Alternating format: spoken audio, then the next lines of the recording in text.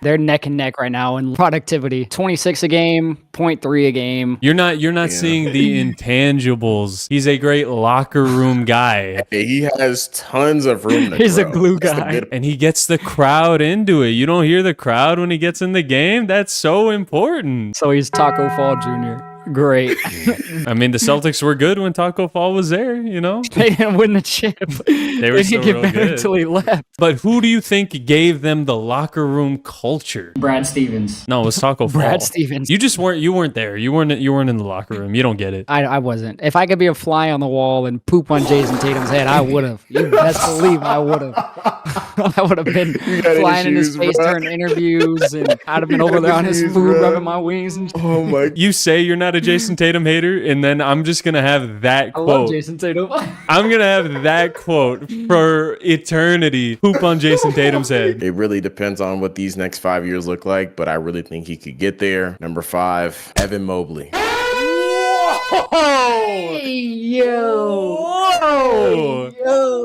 Arman, I'm sorry. I'm sorry about your Jokic placement. And I'm sorry I said anything about you putting Jokic. It's my bad. I didn't know that was coming. He has Evan Mobley over Nikola Jokic. That's crazy. There's so many names. Okay, Evan Mobley's great. Don't take this as Evan Mobley slander. It's not. Let's be clear what top 5 means. Top 5 means not only is he going to be like defensive player of the year candidate, which not unheard of. He can win defensive player of the year. But that also means you think he's going to average like 25, 26 points 25. per game. I'm not saying it can't happen, but to hedge your bets on that happening is a little crazy to me. You guys flamed me for having Anthony Davis at number 6 when he is basically the player that you're saying Evan Mobley potentially could be. Yeah. You think he's going to be better than who Anthony Davis is today? Today, yes. Okay, well, healthy Anthony Davis today. Yeah, that hip abductor. Today, yeah. Okay, let me rephrase. Yeah. Anthony Davis 2 months ago. I don't think it's crazy. He's got a lot of room to grow as a playmaker and a scorer. Defensively, I think he's already showing flashes of being an all-NBA first team type of defender. 25 a game, I feel like he can make that jump. He's already going to be in conversation for most improved this year. Where would he be at now? Because he wasn't in any of our top 2 20. or 3 years. It's 5 years. This is like... I know, I'm just saying. If you look at the top 5 players now, like we talked about, if we did this in 2020, a lot of the top 5 players were already in a top 10, top 12 discussion. I think he could crack a top 20. I don't know if he made any of ours. He did not. I think he's in that area, like 23, 24. Like he's definitely like a top 30 player in the NBA. To not even have your name discussed, solidified as a top 12 player, and then all of a sudden you're top 5 in 5 years, that's a crazy jump to make. I mean, look at Giannis in his second or third year and where he was 5 years later. That's fair. But one of the things that I think is different is that Giannis was clearly, once he started getting better, he was clearly the number 1 scoring option, or at least the person they were pushing the ball to very early on. Evan Mobley's great right now. He's the 3rd option offensively, realistically. Yeah, but that's completely different context because Giannis was on the Bucks, who sucked. Mobley is on a team that could make a run for a championship this year, depending on how good they play. So that's 2 very different situations. It's harder to be the top scorer on a bad team because you are the team. It's a lot easier to be the 3rd option on the number 1 team in the East because you have to. I don't know. Look at what happened to Kevin Love. He was averaging like 22 and 12 when he was on the Timberwolves, and then he averaged like 15 and 9 on the Cavs. So that's like far from true. I disagree with that, Zach. You think it's harder to be LaMelo Ball right now than it is to be Evan Mobley? Come on. It's harder to be the number 1 option on a bad team. You'll never go into a game where you're not the main concern. Is it harder to be efficient? Sure. Yeah, it's harder to be efficient on a bad team. But I think in general, to put up like points, it's harder being Evan Mobley. What I think is different about the Giannis versus the Mobley conversation. Mobley is like the 3rd scoring option on his team right now, and that's kind of his role. My question is he ever going to be able to develop in that role into not just overtaking Garland to be the number 2 option, but overtake Mitchell to be the number 1 option? He can definitely insert himself in the top 12 conversation within the next 3 to 4 years. What, top 5? I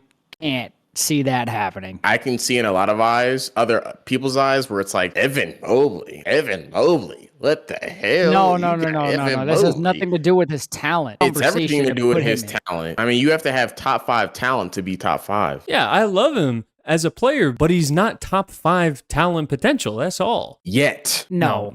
I'm not saying like, oh, Evan Mobley, he's a bum. He's definitely a good, solid player. Top 5. No. I think Mitchell and Garland have better chances of making that jump than Evan Mobley do. I'm not going to lie to you. Okay. Garland, no. No. You don't think Evan Mobley could be like a Kevin Garnett prototype type of player? As an MVP? No. Not to that level, no. But if you're Kevin Garnett, arguably, you'd be like top 3, right? But if you're like a lesser Kevin Garnett, wouldn't you at least be like a top 10? Sure, top 10. You're talking about top 5. That's a different conversation. Him in your top 5. A young player that has a better chance of making that jump in the East, in the same division, in the Central Division, is Detroit's Cade Cunningham, who I have at number 6 here.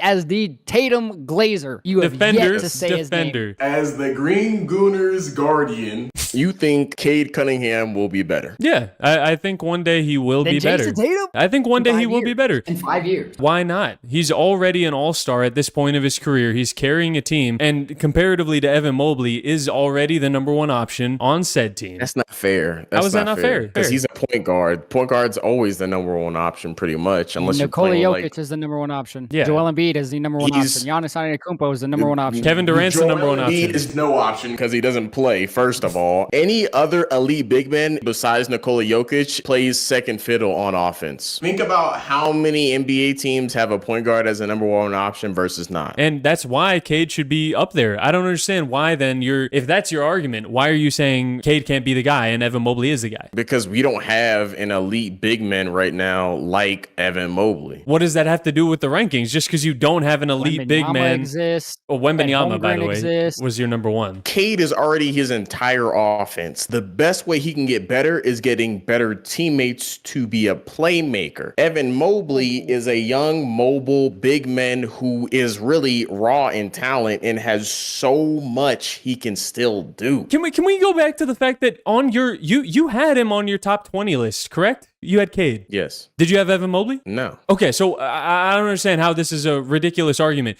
You did the same thing, by the way, when going back and watching our reaction to the Luka trade. You did the same thing. Your gotcha to me and Zach was, do you really think the gap between Anthony Davis and Luka Doncic offensively is as big as it is defensively? Mm-hmm. So if that's your logic, is that the gap between Luka and AD on offense is not as big as the gap between Anthony Davis and Luka on defense, why don't you think Anthony Davis is a better player? Why don't I think Anthony Davis is a better player? Yeah. If that's he's the not case. as available, he's injured. That's the only reason. So when they're on the court, when both are playing, you think Anthony Davis is a better player than Luka Doncic? I think he's more all-around impactful, yeah. Let me give you the chef's hat, Arman. Thank you very much. Let me give you the chef's hat, Arman. Let him cook. Let him cook. Did you hear what he just said? He said Anthony Davis is more impactful than Luka Doncic when he's on the court. All around impactful. Yes. You need less pieces around him. So in your world, Anthony Davis, when healthy, is the second best player in the league. No, he's not. Okay.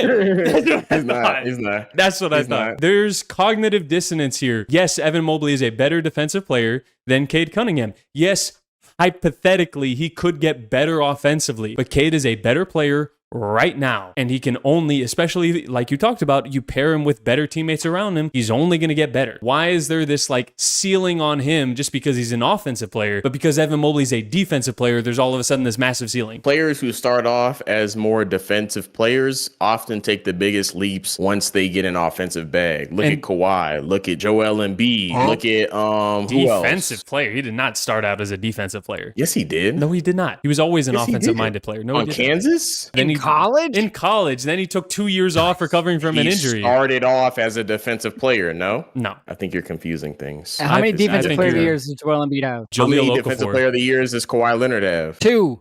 What are we talking about? You came up with one example, and that's a true example. No, wait. No, he said that because he didn't think Kawhi Leonard, because he compared the two. Kawhi Leonard is a defensive player of the year. What are we talking about? Yes, but my point is he could have 6 if he wanted to. I guess, sure. Okay. What? Kawhi is a great defensive player, and he developed his offensive game. I get what you're saying. The other example, great example, is Giannis. Giannis started off that way as more of a defensive player, turned into an MVP caliber player. But do I think Evan Mobley has the skill set, the ability to handle the ball like a Kawhi? No, I don't. Do I think he can drive the lane and handle the ball downhill like Giannis? No, I don't. That's all. But Cade Cunningham can be the facilitator and be a team's main scorer. So to me, there's no reason why an archetype like that, who's in the vein of I'm not saying he's going to be as good, but in the vein of a Luka Doncic, Harden, Westbrook type, where he is the offense, I don't see why that player can't be a top 6 player. But athletically, he's nowhere near any of those players except for Luka. Why is athleticism such a big part? That is your go-to. That's your go-to. Important. It's clearly not. Jokic is a 3-time MVP and can't move a muscle. Luka is 25 years old, runs like he's 40, and still averages triple doubles. You don't need to be athletic anymore. European players. By the way, your top 2 players in the world today, Jokic, Luka,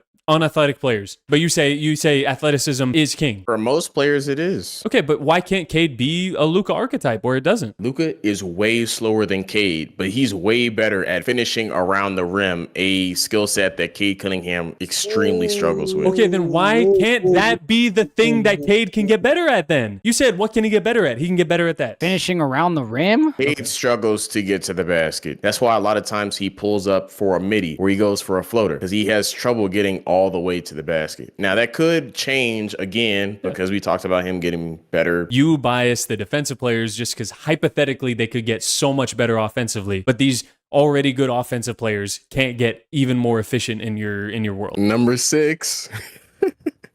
No. Before you even go there, who have you not said? Because you haven't said Jokic, you have not said Tatum. This guy, he's next up. He's going to be the end all be all. Arman Thompson incoming. Can you shut the hell up and let me get to my player? Stop ruining my intro. Arguably the most athletic player, the best perimeter defender in the league. Arman Thompson. He's actually done it, dude. I knew it. Jason Tatum is going to be, 32 years old? Yep. 32 years old. Arman Thompson off of this second year already is going to be, according to you, better than Jason Tatum. Yes. Zach, just as you apologized to me earlier on, I apologize to you for all of the hours of pause going in on you for your Booker takes. I'm not saying Arman Thompson isn't a great player, but to have him over Jason Tatum, Nikola Jokic, over Cade Cunningham, and the many amounts of names that I would have had over him, wild. And Dyson Daniels is 1,000,000% on Cameron's list if he's following this trend. No, because Dyson Daniels doesn't have Arman Thompson's game. For some reason, in the next 5 years, the league in Cameron's mind has just taken this complete shift to the defensive side of the ball, to where Arman Thompson can be a top 10 player, and to where Evan Mobley can be a top 5 player. Top 6. Arman Thompson's a top 6 player. What are we talking about? Who's your number 7? Because at this point, I am fully expecting this to be Jaren Jackson Jr. or, like you said, Dyson Daniels. Cade Cunningham. I'm a little surprised it's not Jared on Vanderbilt. him for having Cade at 6? And you had him number 7. It was so outlandish for him to have Cade at 6, but you have him at 7. Arman Thompson will be better. Number 1, you blew up at me for having Cade. You had him one spot lower. But also, you blew up at me because I had Cade Cunningham above Arman Thompson. If you didn't catch it, Arman Thompson. I really think this guy could be a dark horse. I think it's going to be a guy a lot of guys forget about. I think you forgot about Jason Tatum. I think some people give him some crazy accusations, but I really think he's a phenomenal player. And if accusations? He can, you'll see what I'm saying in a second. And if he can continue to ascend as a player, and similar to what we talked about with Cade, get some good teammates, I think we can see the best out of him. Scotty Barnes. I'm not going to cap and say he's not a good player, but you still do not have Jason Tatum. He really has a trend, bro. What is the reality that you think is going to happen in 5 years where Jason Tatum is not, all of a sudden at 32 years old, he's not a top 8 player? And thinks it's going back to the 80s. He thinks the Jordan rules are going to be back in effect. They're going to score 86 points a game. Offense has gone out the window as soon as Curry and Dame hang it up. Whoa, these guys are good at offense. What do you mean? If anything, Scotty Barnes should be like one of your top guys. If you look at his stats at his age and you look at like a Jokic's stats, it's pretty comparable. No. The difference is Jokic was a second-round pick. You can't compare Scottie, who was, a top 5 pick. So if you're picked higher, does it slow down your progression as a player? When you're pick 52 during a Taco Bell commercial, usually that might have a little hindrance on your playtime. Yeah, it's more the fact that he came into the league worse. His starting point was worse. And Jokic was sitting behind overpaid-ass Yusuf Nurkic on the Nuggets at the time. And Timofey Mozgov, too, which was a crazy time. Crazy time. Didn't you see that time he put up 90 points? Yeah, bro had an all-time game. Shout out whoever did the typo at ESPN. You really did you made his career off of that. I feel like you went way too young-centric in your list, and you're not thinking about the fact that I just want the audience to think about this. You look at the top 10 players today. Who's on there? You have a 30-year-old Nikola Jokic. You have a 31-year-old Giannis Antetokounmpo. Okay, so hold on. You think Giannis is going to be a top 10 player at 36? Is Kevin Durant not a top 10 player at 36? Kevin Durant can shoot, ball handle, has one of the greatest touches in the game. Giannis runs at full speed at the basket and gets fouled or makes the layup. Cool, he's unstoppable. Think about Shaq at the end of his career. What was he doing? Because he's a player that is closely compared to Giannis. Shaq only operated within the paint. Oh, yeah. So how many jump shots is Giannis knocking down right now? Tell me, how well does Giannis Antetokounmpo take care of his body, and how well did Shaq take care of his body when he was playing? That's a big difference. Big difference in, number one, just in general, how NBA players take care of their bodies today. And that's why their bodies are holding up longer. That's not going to go away in 5 years. But also, just Shaq to Giannis. Giannis is in much, much better shape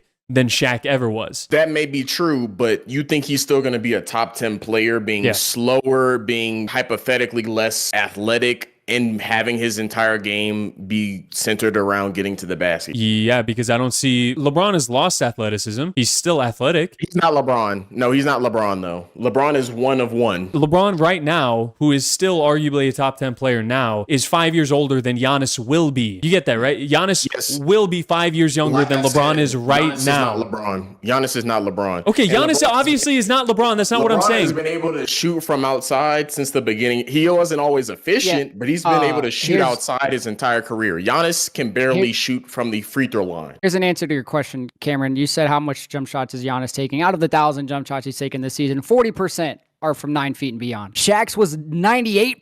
Giannis can shoot. He's not an efficient shooter, but he can shoot it. And at the end of his career, Shaq was a role player. So what do you think Giannis is going to be? Shaq was a role player because he was 300 pounds. Maybe Giannis won't be a role player, but a top 10 player, being half the speed he will be now. Half the speed? Where are you pulling these numbers? Where are you pulling these numbers from? You half the speed.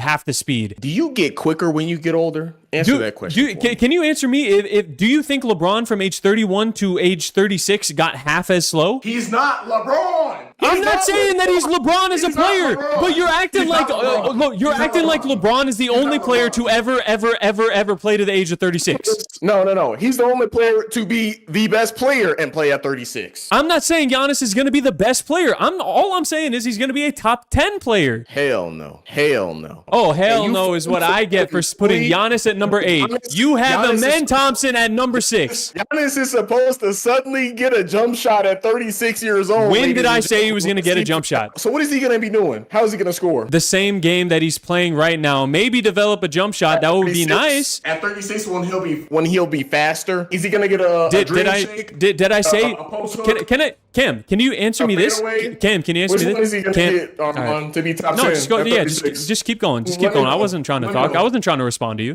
Did I say that Giannis was going to be a better player than he is today? You said he's going to be top 10. For him to be top 10 at 36, he'd have to be a better offensive player because he'd have to actually be able to consistently knock down jump shots. This fits into Cameron's NBA, 2030 NBA, because everybody's just going to get the defense is going to bolster so much that Giannis won't be able to run through like he is now. Like, it's just going to be walls put up, and if you're not a good defender, you can't play in the league. So Giannis is going to have to deal with some pretty tough competition in 2030 because everybody's going to be all-world defenders. It's going to be two ways across the board from your 1 to your 5. You can score, you can defend. You're right, There Zach. is going to be no more offense. You're right, Zach. No. I forgot. Into Cameron's 2030. I forgot in Cameron's 2030, Evan Mobley is the best defensive player of all time. I forgot about that. So he completely just shuts down Giannis's career. Clearly, just becomes irrelevant as a player just because he ages. Even though players have shown consistently, especially this year, they can still be athletic at the age of 36 if they take care of their bodies right. You're right, Zach. You're right. All right, yeah. No Jokic, no Tatum. I think he's just crafting who he wants to be rather than who's gonna be. Zach, I figured it out.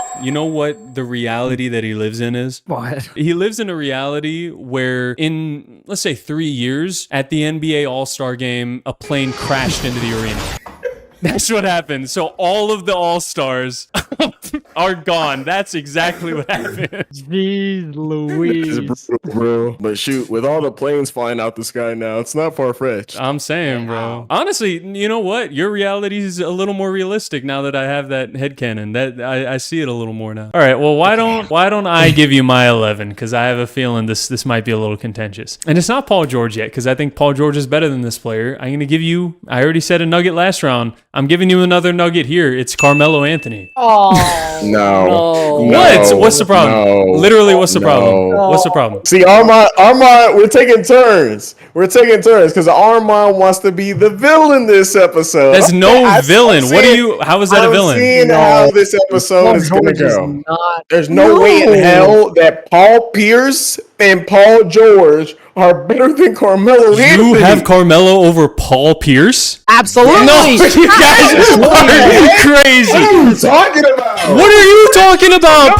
Paul Pierce was the best player on a championship team. Carmelo Anthony could barely get out of the first round. Carmelo Anthony made it to the conference finals one time in his career. Paul George, by the way, Paul George did that twice by the age of 23. Carmelo Anthony did it once in his entire career. He's not going to be like top 5 for me. That's not what I'm saying. But he's over Carmelo Anthony because he showed he could be several different seasons a top 10, top 5 level player in the league and showed that he could be a great second option. Did it lead to a championship? No, not necessarily. That's why he's not in the top 8 or anything. But he showed he could be an elite offensive option while also being a great defensive player. He was more efficient than Carmelo Anthony, was a better defender than Carmelo Anthony, and contributed to more winning than Carmelo Anthony. I don't see how you could have Carmelo over Paul George. I'm going to use your argument you love to use. Well, he ran into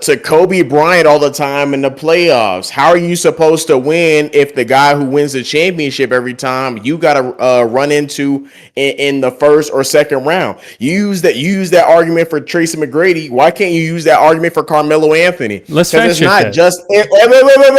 It's not just about stats. It's about the eye test. What type of player was he? And I can tell you damn straight, Carmelo Anthony was putting people on their ass. He was a way better offensive player in his peak than Paul George or both Pauls.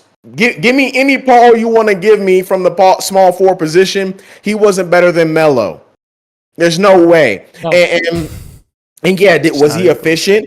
Yeah, sure. But for most of his career, he hasn't even been the best player on his team. That's... Am I wrong? You gonna say I'm wrong? You gonna say I'm wrong? No, at this point, that's probably true. At this point, that's probably true. Thank you. Okay, but you've had several guys. You've had okay. Do you want to let me respond? Because you paused for like 10 seconds to let me respond, and then you want to cut me off when I start talking. You have to let people respond in the debate. Because you got 5 minutes to talk. I want to say one more thing, and I promise you, let Carmelo Anthony be the second option on a team. That team is steamrolling any conference he would have been in. No. Any conference. No. If you trade Paul Pierce and Carmelo Anthony, the Celtics still go on to win. Not only is Carmelo Anthony better than Paul Pierce, he does everything that Paul Pierce does good better. It's not like Paul Pierce hasn't beat in one range. Carmelo Anthony is a 3-level scorer. Paul Pierce might be a slightly better defender, if that. Not much. And you want to talk about clutch gene because Paul Pierce hits big shots. So does Carmelo Anthony. Like, there's nothing that Paul Pierce did that was better than Carmelo Anthony except be teammates with Ray Allen, Rajon Rondo, and Kevin Garnett. I do think Paul Pierce is a much better defender, but I don't think that changes the trajectory of that Celtics team because the personnel on that team was so great defensively, he would have meshed right in. The defense you would have lost, but from Carmelo, you wouldn't have missed because he would have been freaking destroying defenses with the amount of space and ability to score because he has good teammates. Kevin Garnett is the really only elite defender on that team if you take away Paul Pierce.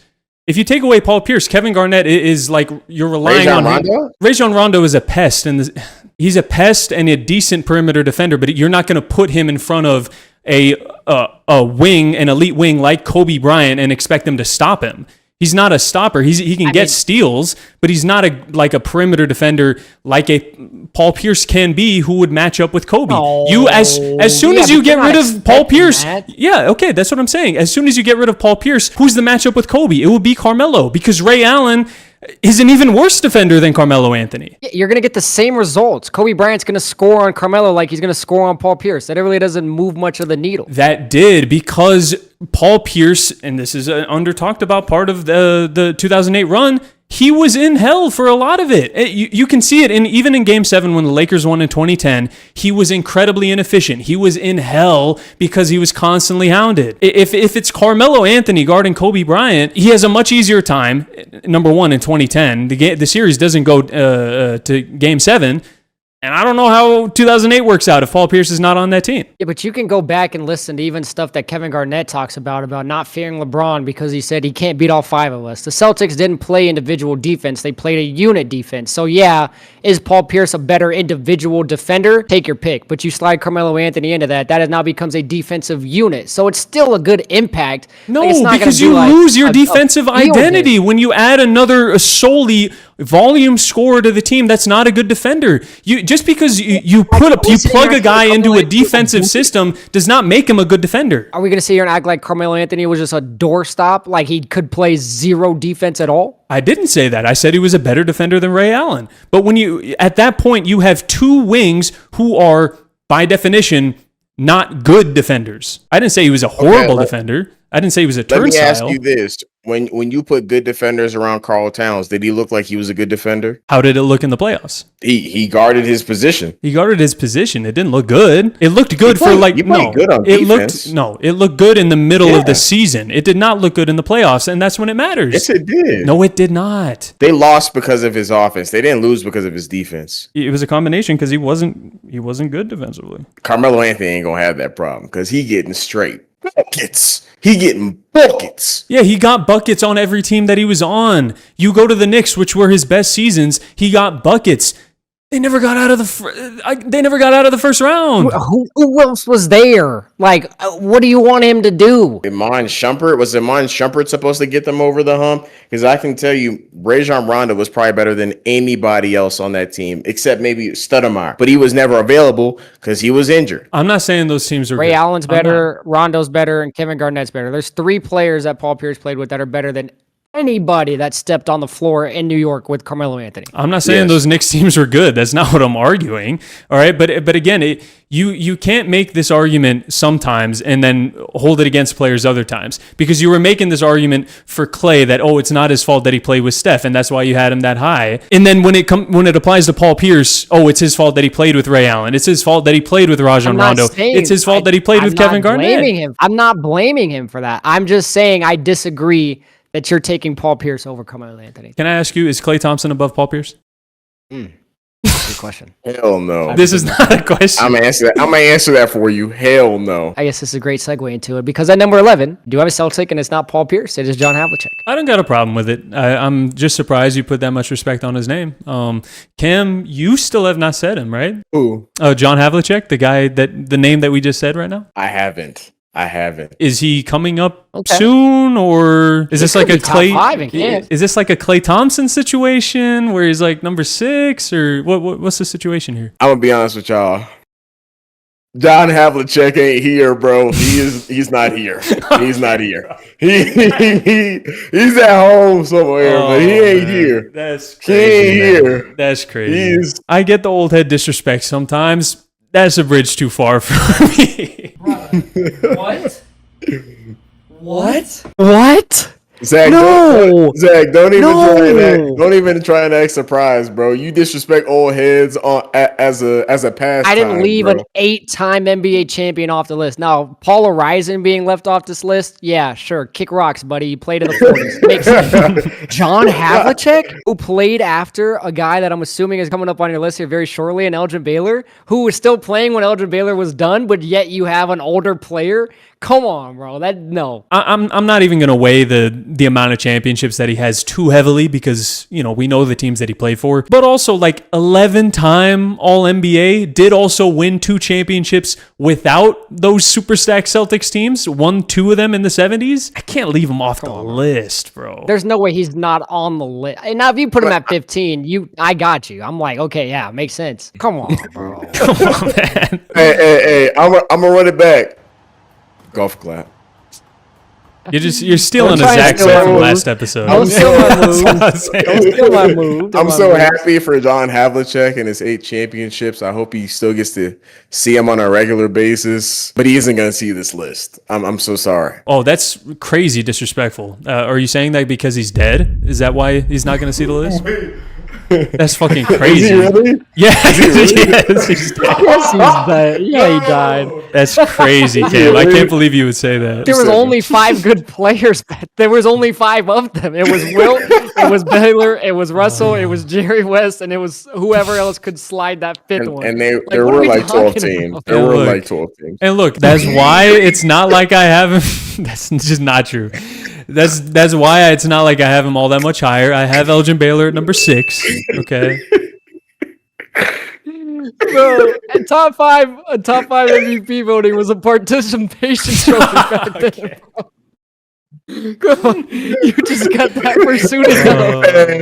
Hey, just show up. Drop 30 on these plumbers. You just got that for showing up, bro. Come on. Yeah. You got that for taking time out of your day job to show up for the game that night. That's why you got top 5 MVP voting. Drop 25 on Bob the Builder. You up there, bro.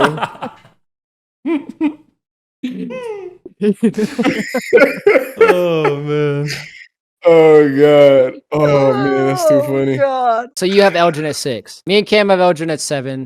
I think we might have the same 6. I really do. We probably have at the number same 6, yeah. I got Dr. J. Whoa, what the? No. That is 100% crazier. At number 6, you have Dr. J under Scotty. And under Kawhi is who I'm assuming the other one is over him. Not possible. This episode just keeps getting twists and turns because y'all were both wrong. Dr. J under Scotty and Kawhi. That's absurd. He's like the one old head that deserves all the respect. He's the best old head of old heads. Like when you think of old heads, him. You are. You're putting him under a guy who was a second option for his whole career. Scotty was never the level of player that Dr. J was. Dr. J was so freaking good. He was so good back then that if you put him in the NBA now, he would still be disgusting. That's how good he was. Yes, bro. He was. Yes. It's not disrespect. It is disrespect because he's a champion. It's not like he's like a talented player who just never got it done like a Dominique. Okay. So is everybody in front of him. Everybody that I'm getting ready to say is a champion. And I understand Scotty wasn't the number 1 option. Scotty had Michael Jordan on his team. I'm not taking that away from Scotty. He's a great defender, one of the best defenders of all time. He's not better than a guy who should be in your top 20 players of all time. I get it. We're not talking about like some like a top borderline top 10 level player. This is an MVP that we're talking about here. And I get it. It's not disrespect. It is disrespect when this is a guy who we're talking about. Are you considering ABA at all, or are you just completely disregarding ABA? Brother, you know I don't give a damn about the ABA. All right.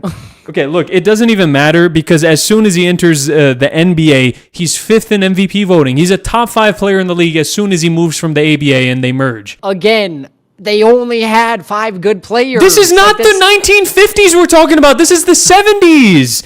This is the 70s into the 80s. He wins a championship while Magic Johnson is playing, while Larry Bird is playing, is when he wins his championship and his MVP. This is not Elgin Baylor we're talking about here. Okay, you can have Scotty above Elgin. I don't have a problem with that. Legitimately, I don't. Scotty over, and Kawhi even, over Julius Erving is ridiculous. Julius Erving should be a top 20 player of all time. Dr. J was seen legitimately as the best player of all time before guys like Magic and Jordan came along. Like they looked at him the way they looked at Allen Iverson when he came out of the 90s. They literally couldn't believe the basketball he was playing. He was that good. They thought he was doing black magic, bro. Dr. J was legitimately what people think modern players would be if you just like put them in a time capsule and just flip them on to the old school courts, he was what a modern player would be if you sent him back in a vacuum and he played in the 70s. That's Dr. J. You guys see it as disrespect. I'm not disrespecting him. I don't think that he was a scrub. Okay, but it is when you're having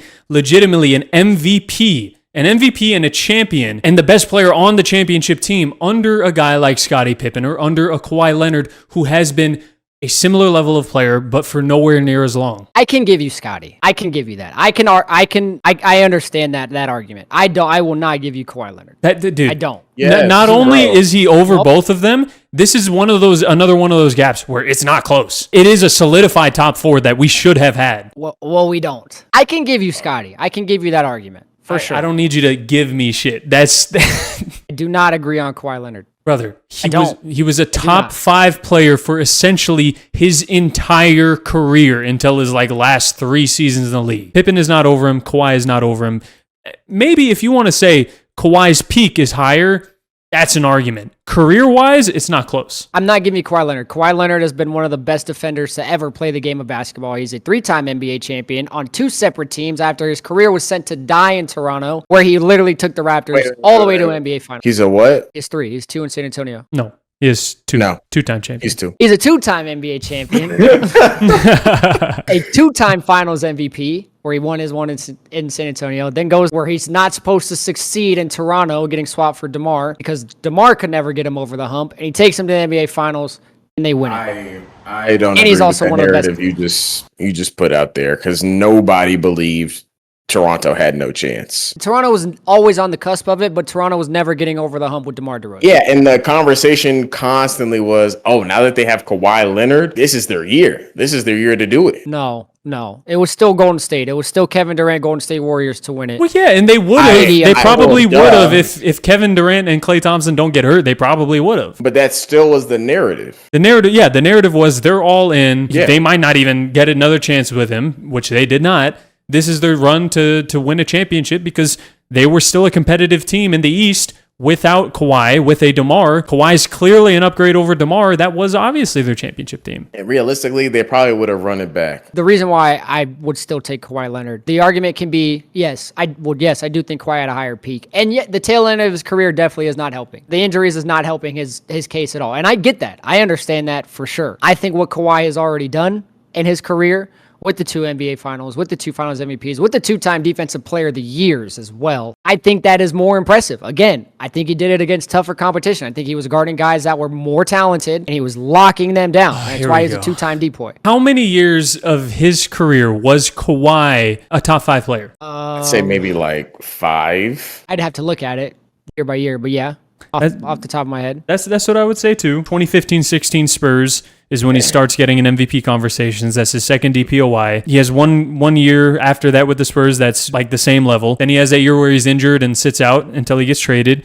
And then the 3 years after that, the year in Toronto and then the first 2 years with the Clippers, he's probably there. And that's it. What has it been since then? And I'm not discounting him because I still have not said Kawhi. He's on this list. Obviously, he's very high on this list for me. But he's not above Dr. J. You have convinced me that Dr. J can be moved up a slot. I will put him at 5, and we can put Pippen at 6, because Pippen would have been 5. Okay. Now looking at it, having the conversations, I can give you that. But I'm still not giving you Kawhi. Okay. I appreciate we have our first worst take list edit that we've had through a conversation. So I appreciate that. He is definitely above Kawhi, though. 100% above Kawhi. 5, 6, 7 to me is very debatable, which obviously is evident in the fact that I have Kawhi at number 5. I think that's interchangeable. The Irving thing, the Dr. J thing, not even a debate. He should be number 4. If you have Scottie over Kawhi, that's fine. I think those two especially are very interchangeable. I think Kawhi Leonard's a better offensive and a better defensive player across the board. At peak, maybe. He did not have the longevity of Scottie Pippen. He did not have the longevity of Julius Erving. So high on your list because Paul George has had a complete collapse that could honestly kick him off a top 15 list. What he's doing now does not take away from the legacy that he's already done. Like I said,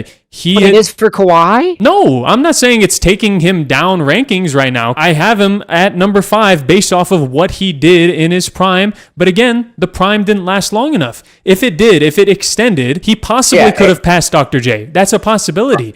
if his prime lasted 10 years, but it didn't. Right. Arman's not saying his prime wasn't long enough, and so it hurt his career. He's saying his prime wasn't long enough because all these other guys were better for longer. I get that. That's fair. Yes. We're calling it what it is, not what it could be, but also because that's what it is, and that's the reality situation, and that's how you're facing it. But Kawhi Leonard's prime realistically does span longer without the injuries. Just the type of player that he is and the way that he was dominating. I mean, he was the best defender in a long time. He probably would have 3 or 4 championships if he didn't get hurt by Zaza. If Zaza didn't take one for the team. But that's not what happened. That's not what happened. It's not like you can't put Grant Hill on this list because if he didn't get hurt, he'd be on this list. It's not based off of what could have been. That's fair. That's fair. Okay, let me think. You got about 15 seconds, brother. You know what? Why not? I'm not even sure if he played at the same time. I'm going to go Sasha Vujacic. You know, Cam, this is going to be real painful because that's incorrect. Zach, you win the trivia. Can I say the right way? It's Sasha, but it's not Vujacic. It's a Sasha, but it's Pavlovich. Not. It's Pavlovich. I was going to guess that. I was going to guess Pavlovich. It's so painful. I was going to guess that. Do you all know this last Laker? My hint earlier about the 2, maybe 3 elite seasons or like high scoring seasons, maybe not elite, but high scoring seasons is all you kind of need. 2 high scoring seasons? Yes. Like Rui? Rui is one of the first off. It's not Randall. No, hell no. This is with Braun. Randall. I just said it's not Randall. Why would it be it's not Randall. Why would it ever be Randall? Randall's never played with LeBron. I say it's not an answer, and then everybody gets on me on why it's not an answer. Okay. That's like ordering a cheeseburger with no blueberries. Why would they put blueberries on it? Why would they ever put blueberries on it? Why would Julius Randle play? That's really good. Well, there's no blueberries on it. I didn't want them. Yeah, they don't come with it. Zach wins today's trivia, and we probably should end it sooner rather than later, considering what the score on the scoreboard is. So we don't want to make any New Yorkers mad. Nobody was thinking that until you said it. Nobody was thinking that. Oh, I guess it's too soon. I guess what 23 years too soon. Okay. Now if Modesto comes crumbling down, we would feel for Cameron. Okay. And then 20 years later, we'd be like, oh, remember when Modesto just flooded? You know, like. Where did OG Anunoby go to college? I have an initial guess. I don't love it. Okay. Cam, do you know? Yeah, I have no clue. Because I'm not confident, I'm going to rest the fate of this. Are you smarter than a 5th grader? On my partner, Zach. I'm using my final lifeline. I want a blind copy. I don't. See, I wanted to go off my gut. I wrote it down. I'm simmering on it. I think this is the best I would have come up with if I sat here for a couple minutes. My official guess. I'm scared. Well, I clutched up once with an Indiana Hoosier for Jalen Hood-Schifino. On the last time I think we did this, I clutched up with that. And Zach clutches up right here with another Indiana Hoosier. Let's go! Let's go! I got you, Cam. I got you. Oh, man. Yes, sir, Ski. Today, we're ranking the top 15 power forwards in NBA history. I've been waiting for this one. I can already go out and say I have the best list. If you're not plugged into the Discord, which you should be, link in the description, you don't know yet, but you should, that this whole series really started because Cam said Pascal Siakam was a top 15 power forward, not in the league, of all time. All time. So that was just a take that he had. This is like, it's time to nuts on the table if he actually went through all of history and came back with that decision. Because I can tell you, I have bare minimum 20 above him. As do I. I'm glad you guys do. All right, here we go, bro. Here we go. I'm glad you guys do. I'm glad. We know Cam's 15. I actually do think you guys are going to have a problem with this one. I think you guys are going to think this is too low for this, especially Cam, because this guy is near and dear to his heart. But Chris Bosh is number 15. No. There's no. No. What argument do you have for me? What you can, No. Okay, no is not an argument. You can give me an argument. Two-time NBA champion, one of the best power forwards in the league, offensively and defensively, was a great player as well. And you're telling me there's 14 power forwards in the entire history of the National Basketball Association that are better than Chris Bosh. You are out of your ever-loving mind. The Toronto Raptors years, he put up some great stats, but the Raptors were never good, and that's part of the reason why he put up so many points in those seasons was because there was just nobody else on the team, and somebody had to score the points. But he didn't do it extremely efficiently, and then, of course, he gets more efficient when he goes to Miami, but he's clearly the third best player. Part of that was fit issues with LeBron and Dwayne Wade. I understand the points go down, and I'm not saying that he wasn't a big part of those teams, because he was. But he dealt with some health concerns when he was on the Heat that took away from part of his prime, and I don't respect as much the Toronto years because they didn't really have any tangible success, even regular season really, but especially into the playoffs. I just think there are 14 players at the power forward position that I would much rather have that had more impact throughout history. If I'm not mistaken, I can recall an earlier conversation we've had about Chris Bosh, and word for word, Arman, your words were, I think they would call it a big three if he wasn't really like that. He was like that. Yeah, he was like that. He's a top 15 power forward of all time. I have him over some guys that are incredibly impactful. It's top 15 list. You can't be like that at 15. Maybe your guys' definition of like that is different than my definition of like that. I would say 25 power forwards in history are like that. I do think there are 14 power forwards I would definitely have over him. If Pau Gasol is on this list, I'm going to blow up again. Of course, Pau Gasol is on this list? What the fuck are you talking about? Yeah, no shit, Pau Gasol's on this list. You're drunk, Arman. Are you trying to tell me you have... It's delirium. You're tired. You lost me. You lost me.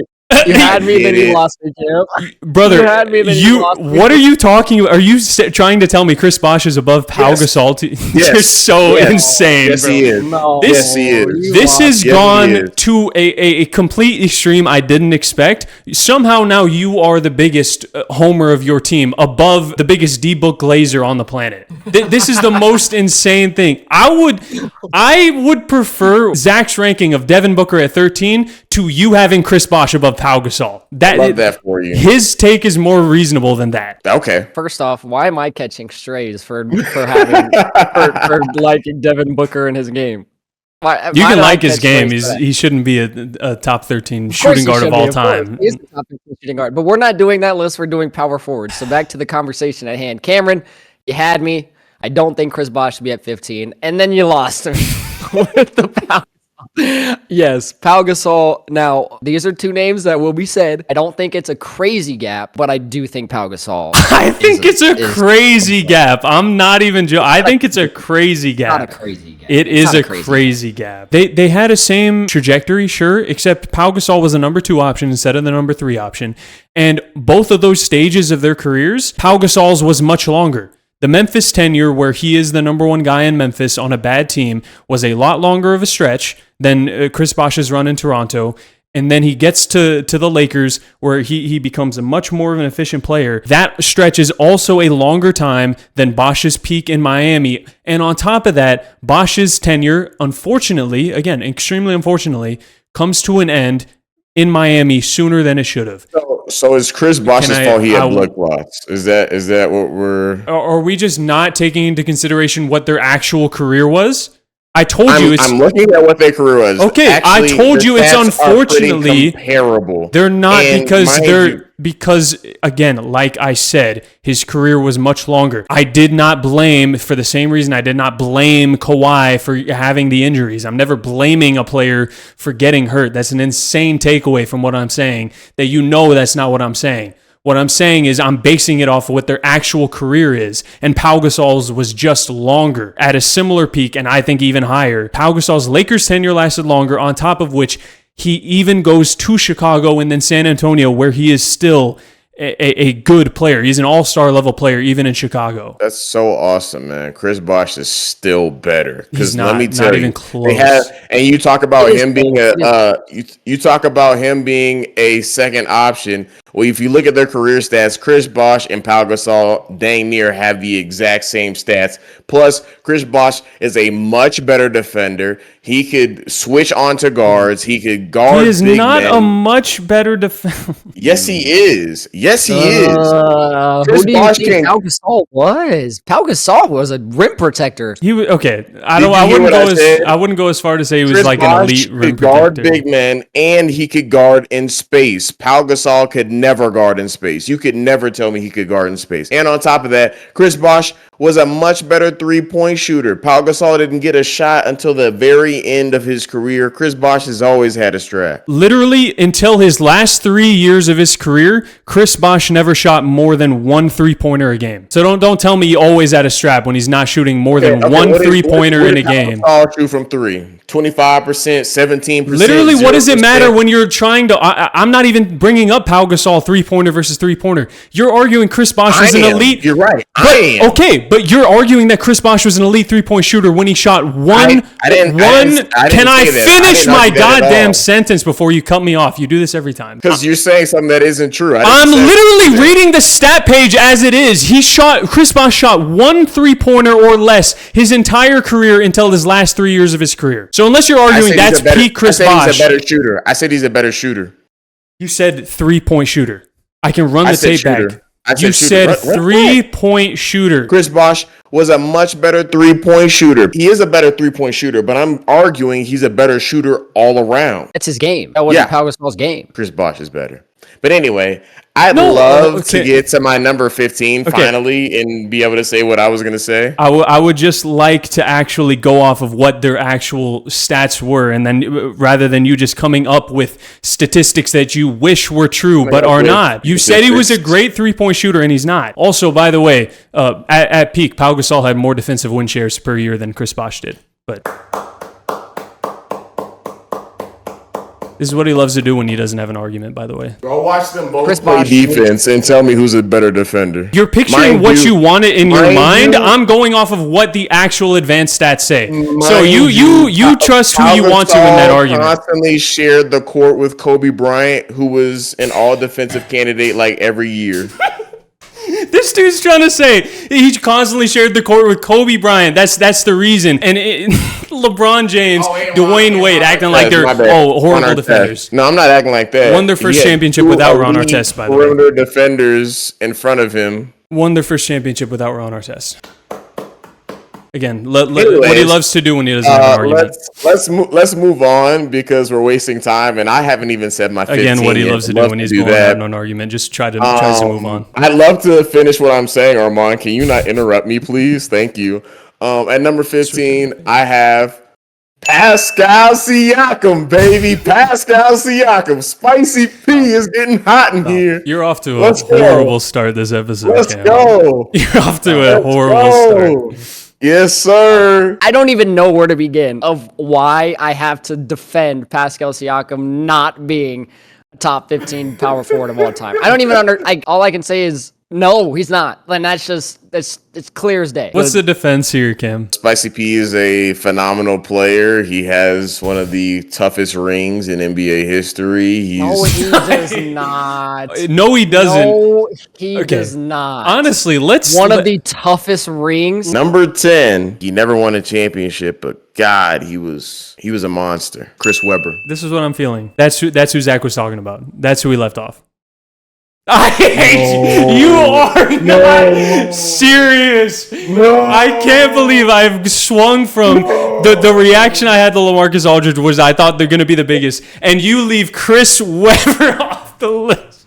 I cannot believe. Bro, who do you think Chris Webber was? You got to come with a reaction. He was great, but especially the dudes I have in my top 10, I would 1,000,000% take over Chris Webber if this was the case as well. What about the top 15? What about your top 15? You've left him completely off the list. He was an honorable mention. He's right there. No. They're right at the cusp of that. For 5 seasons, he was without a doubt, top 10 player in the league and made an otherwise irrelevant organization, the Sacramento Kings, an actual contender.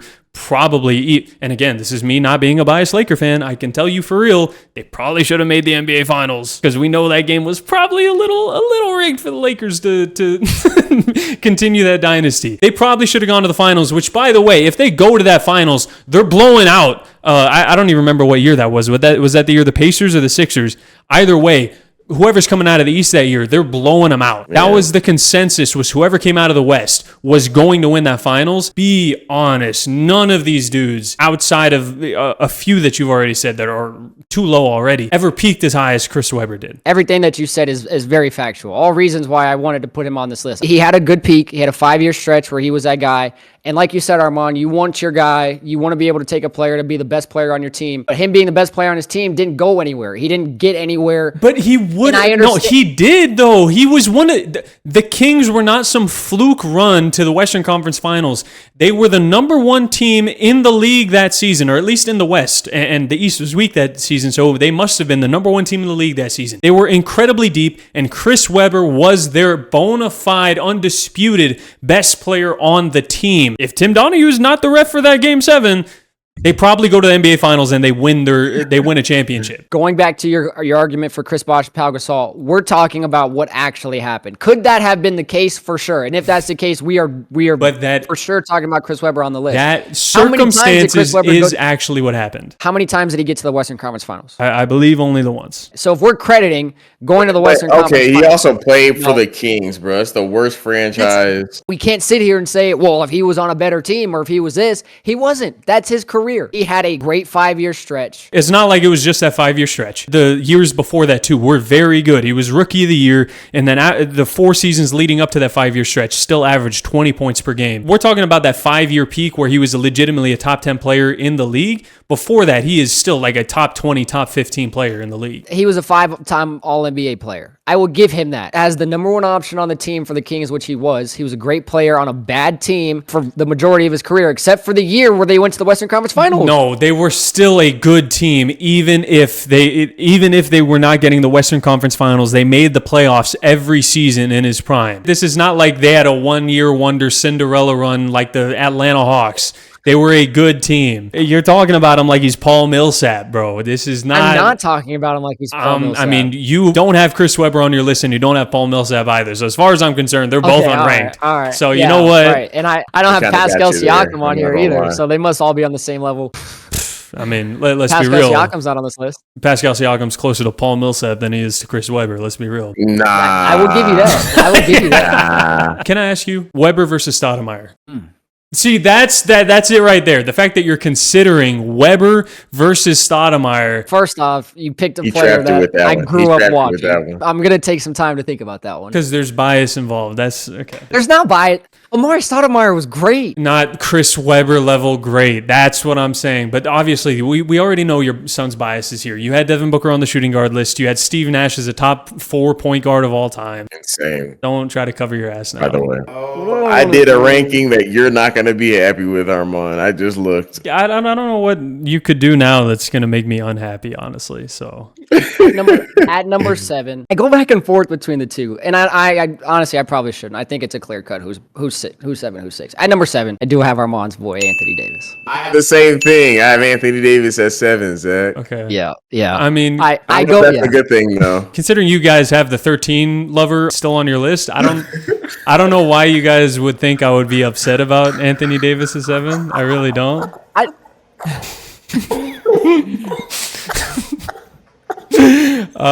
don't know. I figured that would be your number 1. Willis Reed played for the Wizards. I know that. Willis Reed. Oh, I'll tell you, that's 2 points there. Willis Reed never played for the Washington Wizards. Played for the Bullets. No. Oh my God, what is wrong with me? I'm thinking Willis Reed was only ever a New York Knick. I'm thinking Wes Unseld this entire time. What is wrong with me? Oh my god. I was thinking Willis. I was thinking Wes Unseld the entire time. Oh my. Yeah. Oh, I'm so stupid. And Garrett Temple played for the Wizards. I'm so stupid. Big purr. Big purr. And after all that, You got the Valley Girl Big accent purr. down, dude. 25-13. Well, that just sounds like the Burger King foot lettuce guy. Burger King foot lettuce. The last thing you'd want in your Burger King burger is someone's foot fungus. The last thing you want on your Burger King sandwich is a mountain of foot lettuce. I'm just so glad one of you got the reference and I didn't seem like a weirdo for just saying Burger King foot lettuce. Thankfully for Cam, because I wouldn't have picked up on that. I was relying on Cam. I knew you would not know what I was talking about. Number no idea what 10, that is. Burger Number King 10. foot lettuce. Do you even know where Portugal is, Zach? yes. What continent? Okay, where?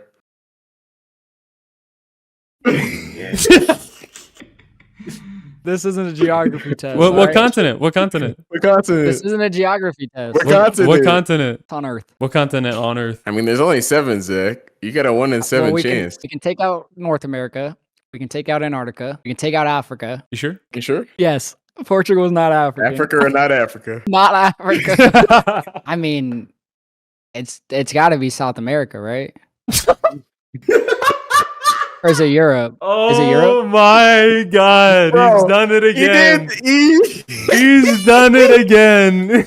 Bro, how you do that process of elimination and still get it wrong? I didn't give a final answer. I'm going That through my is your- list. It doesn't matter though. You should know. You should know. You should know this. God, Europe. man. Europe. Jesus Christ. Oh my It's in Europe. God. It's Are right. you It's sure? literally right next to Spain, man. It's right next to Spain. I was surprised that you locked it out of Africa so fast, considering it's next to Spain. It's not Yes. Africa. You don't know where like kimchi is from, No.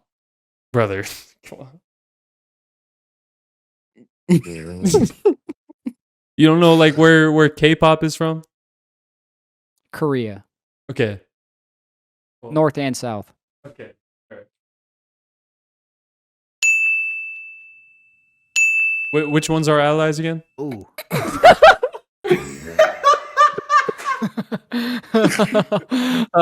Now there's a question. Be careful. One's really bad. One's really good. Oh God. North Korea. South Korea? Oh Was it my South? God. Yes, it's South. It's Oh, I just went North because it's North America. I just took a 50-50 shot on that the North was good. I was wrong. oh my Jesus God, Christ. dude. This is crazy. What about the biggest conflict in the world right now? Like Palestine? Mhm. And? Oh, I actually don't think I don't know who they're beefing with. How do you not know who? Bro, you This need is- to watch the Oh. you need to watch ABC for like 30 minutes a day. Worldly. Bob Pettit, by the way, definitely was Jim Crow basketball. I don't know if you guys know this. Yeah. Do you know what the Bob stands for? Robert? Beat out blacks. Yeah, it's okay. We're not starting the video like that. What is wrong with you? Editor, please cut that out. We're trying to get a sponsorship. Why do you say editor as if I'm not the editor? You're talking to me. Editor, like cut that out. Cam, you were correct. It is Robert. That's because his full name is Robert E. Lee Pettit, and that's not even a joke. Wow. That's not even a joke. Like After Robert E. Lee or Robert E-A-L-Y? No, Robert E. Lee, brother. Like the general. Like after Robert E. Lee. I'm just making sure. I can't make sure. No, Cam don't know who Robert E. Lee is. Who's Robert E. Lee? No, I know he was like a general during the Civil War. All right, Okay, all right. Yes, I know my history. So yeah, that's real, by the way. That's his name. So definitely, I would consider him Jim Crow basketball. That's Well, I mean, wow. my nickname wasn't too far off then, you know? At number 14, I have Dwight Howard. That's not real. That's not real, bro. That is real.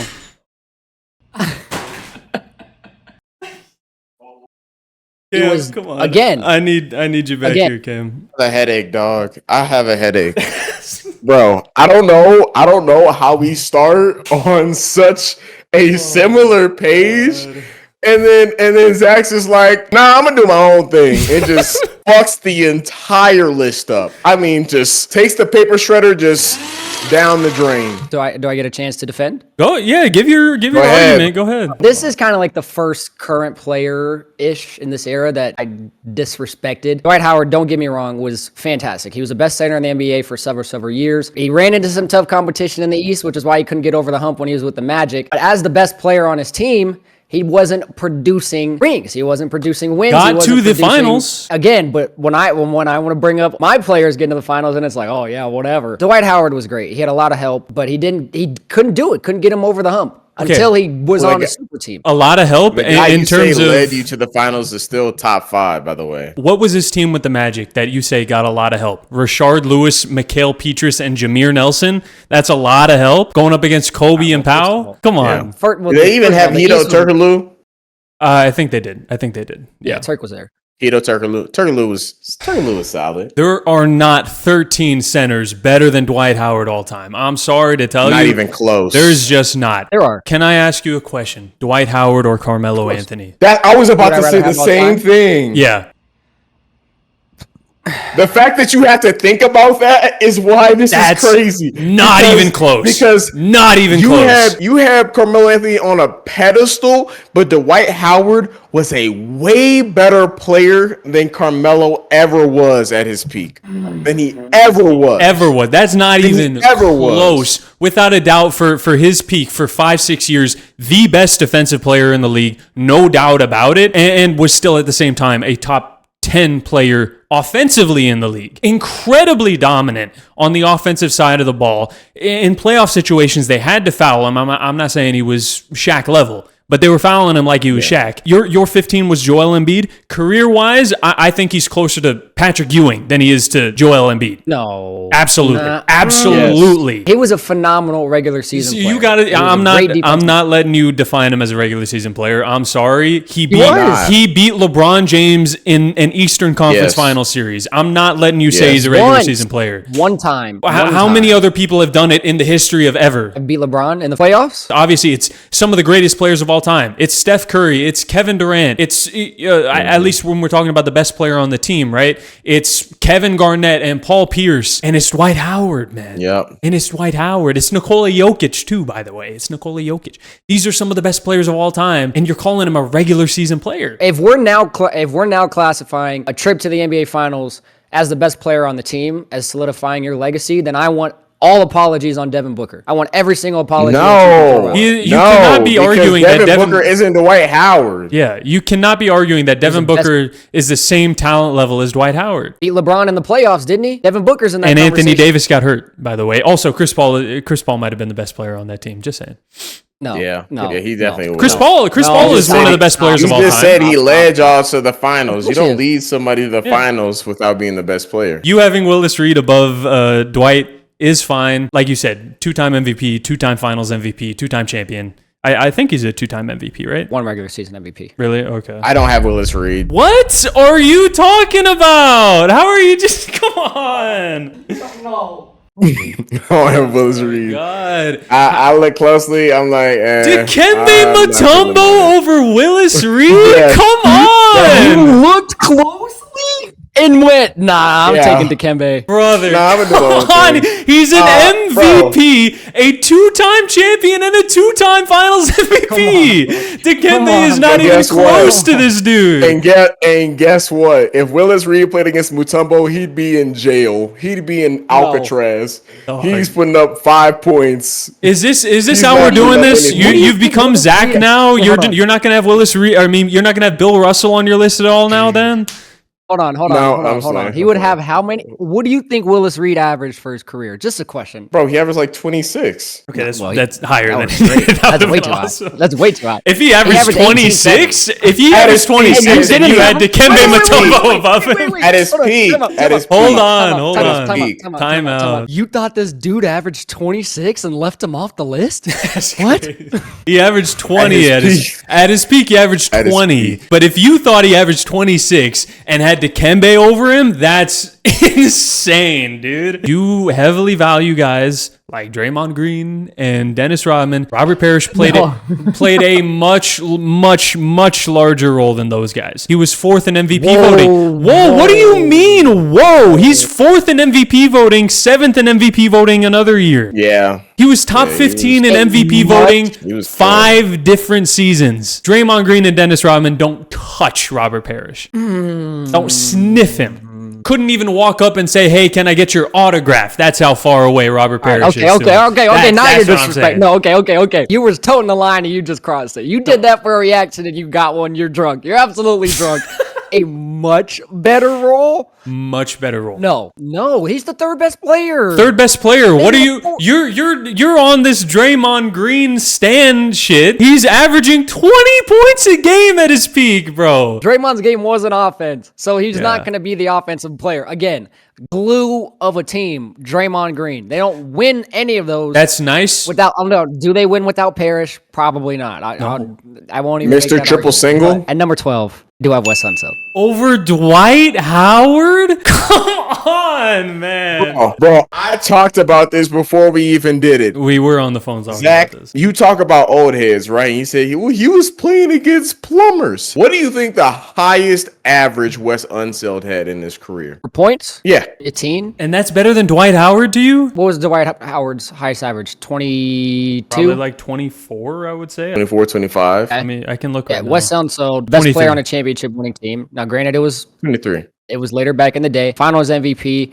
and also one of the greatest rebounders to ever play the game. I think Buddy averaged 14 rebounds a game in it for his entire I'll say career. it again. You want to talk about whoop-de-doo. He played against worse competition. Obviously, offense was slower back then, but the best of the best still were averaging high teens, low 20s. He averaged 15, and I know y'all talk about I'm disrespecting old heads, but the reason I don't have a lot of these guys on the list is because unless you were dominating the competition against worse competition, to me, you don't deserve to be on this list. Even if you have some championships, if you average 14 for most of your career and 10 rebounds, I'm not giving you the nod because most of these guys are averaging low 20s to mid 20s against better competition. And also they're averaging 12, 15 rebounds for any 3 or 4 year stretch as well. So what do you think Wes Unseld did? First of all, Wes Unseld's best year as a rebounder. I just told you what Wes Unseld did. I just laid out his whole freaking career. You just said that these...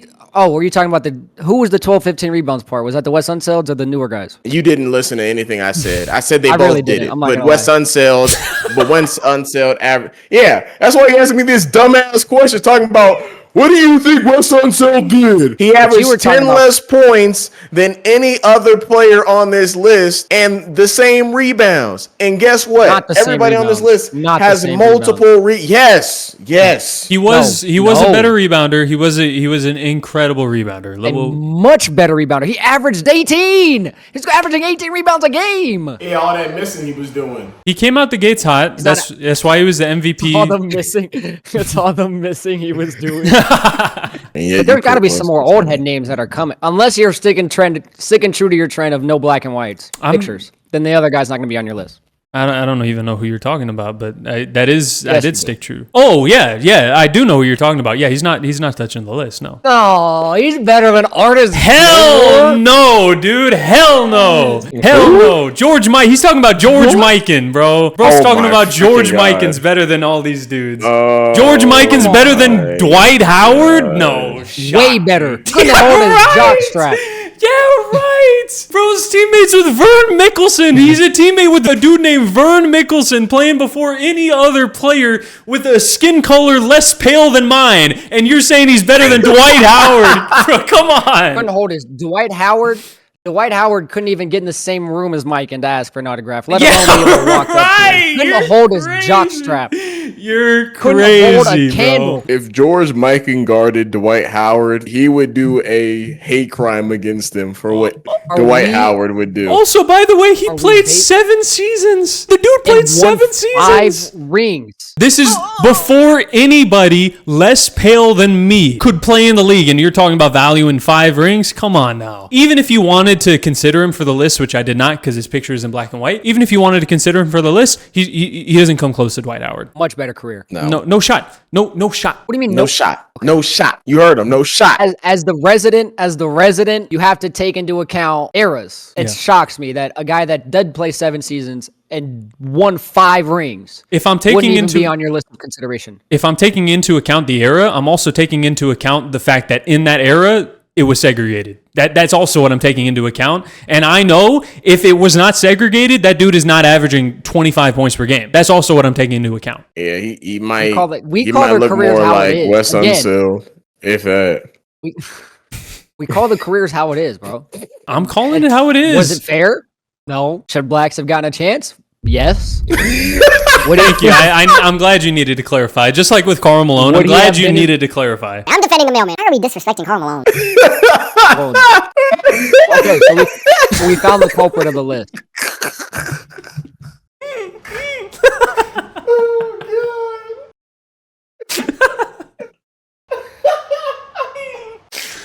Oh God, Zach, you on one today, and that's saying something. That is saying something. You don't think Black should have gotten a chance back then? That's messed up. That's rude. You don't think that they should have gotten a chance? That's so messed up. I can't take this no more, bro. You don't even want to know where I have George Mikan. Oh my God, this dude's about to have George Mikan above Nikola Jokic. He's about to say this dude's the coldest white center of all time, bro. Of all time. And Rick Smits. Them two together. Y'all don't have Rick Smits on here? Y'all don't have Jack Sigma on here? I don't know why they'd be on here. Arvydas Sabonis is my number 5, so be prepared for that one. That will be coming soon.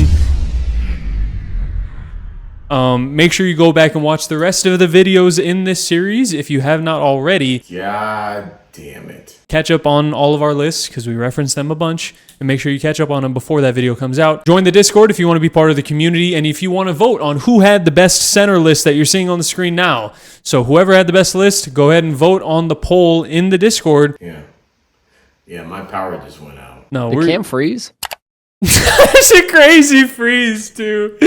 Oh, I gotta put that on the OBS recording. Why not now? That's a crazy freeze. This was a good one. I think we had some good debates. Send me that. Do you know how much damage you could do with that? Oh my God.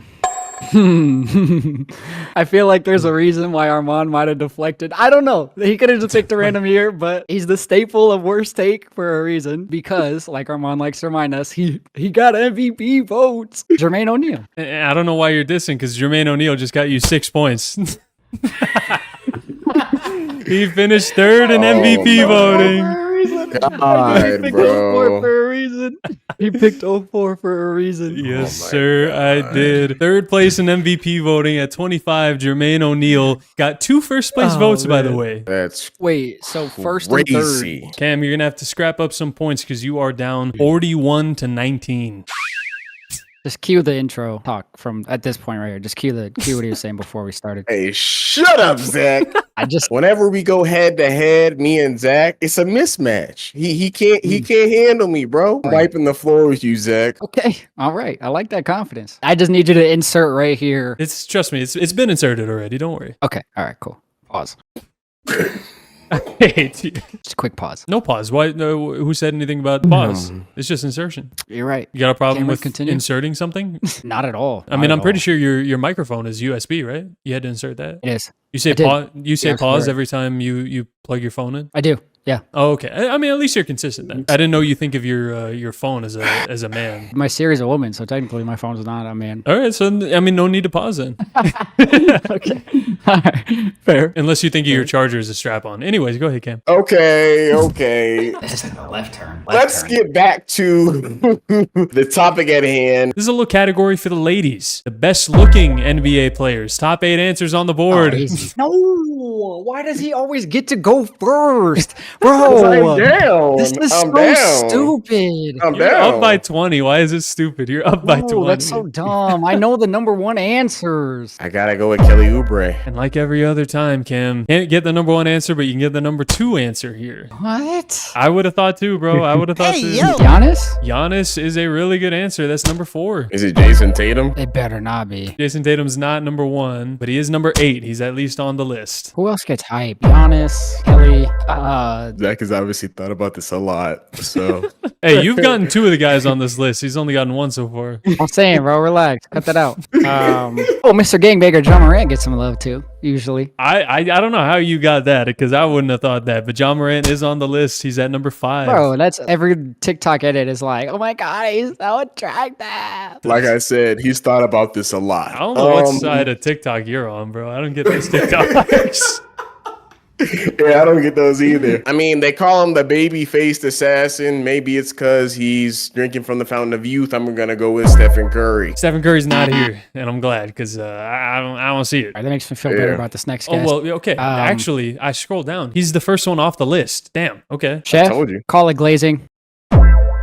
King. King ain't touching the list, bro. I'm sorry. Okay, all right. They glaze his fashion, so maybe they'll say he's one of the better-looking guys. Ooh, that's a good one. I'm That's gonna a go good with one. SGA. Wow, I didn't even think of SGA because he's not here, but I really would have thought SGA would have been here. That's crazy that he's not, bro. What? I mean, I'm not like upset about it. I'm just surprised. Cam, just no. I just want to make sure that's clear. Jay! How could he not be here? He's so drippy. He's so drippy. He has so much aura. His voice is so deep. I'm trying to think of like light skins. I'm trying to think of like some light skins who just try too hard. Oh, okay. I'm thinking like Zach LaVine. Your thinking is right on track. That is number 3 on the board. Zach LaVine. Okay. One of the Kardashian slayers. I'm gonna say Ben Simmons. Not a bad one, but I think you just. Oh, fuck. My battery died. Your camera died. Oh, then that guess doesn't Nope. count. Yep, it counts. It counts. And we all know who my next guest is gonna be because Cameron guessed the wrong Kardashian slayer. Hey, you already know. You already know. You know he's a pretty boy. That was gonna be my first guess, but the comments would have cooked me. Comments would have been like, "Bro, he just can't get his dick out of his mouth, bro."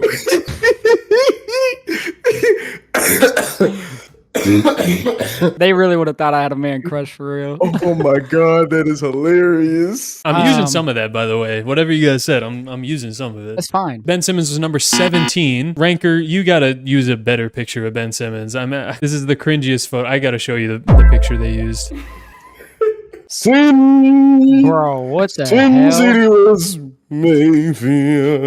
To be fair, Ben Simmons does have that posted right now on his Instagram. So yeah, he was just asking to get cooked. So Cam, you are out, and that is the game. So Zach has won, but Zach, I thought that was my second one. No, you guessed Steph. And you guessed, I swear you guessed somebody else. Shay. And Shay. Yeah, you guessed Shay. Shit. Yeah. All right, Zach. All right, well, can you clear the board? I was saving this guy so that Cameron could have him because if I took him, the comments literally would have been like, "Oh my god, you just like to suck his dick, bro. Oh my god." There's no way you can make a list the same way you can't make a list of top 10 NBA players. You can't make a top 10 or top 8 most attractive and not include Devin Armani. And honestly, it makes a lot more sense that he's higher on this list at number 6 than on a top 10 players list. So what else are we missing? Number 7, and that's it. Just number 7. Who was number 1? Was Kelly number 1? Did you guys not get number? Oh yeah, you guys haven't got number 1 yet. Should he be number 1? Be honest. Clark. He shouldn't be number 1, but I'd say he's definitely top. I think he's top 8 worthy. Light skin?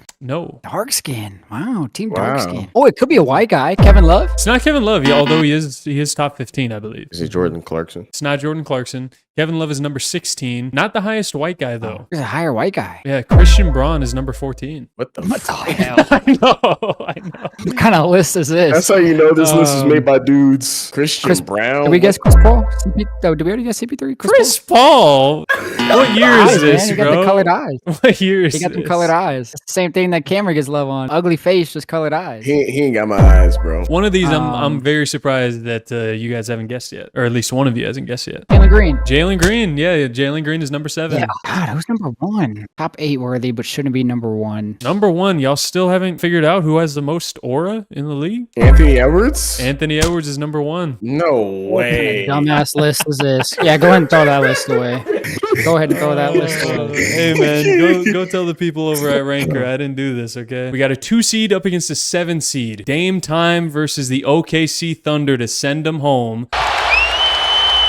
Lillard, long range 3, and it's good! And a 7 seed, Dwayne Wade dunk over Anderson Varejao that sent him into the stanchion. From Jermaine O'Neal, got a piece of it. These are all going to be tough, bro. So get buckle up, man. Oh, God. The bubble, the bye-bye. It wasn't bubble. Wait, what? No, that wasn't in the bubble. Yeah, it was loud in Portland when he did that. Yeah. There were so many fans there. You're right.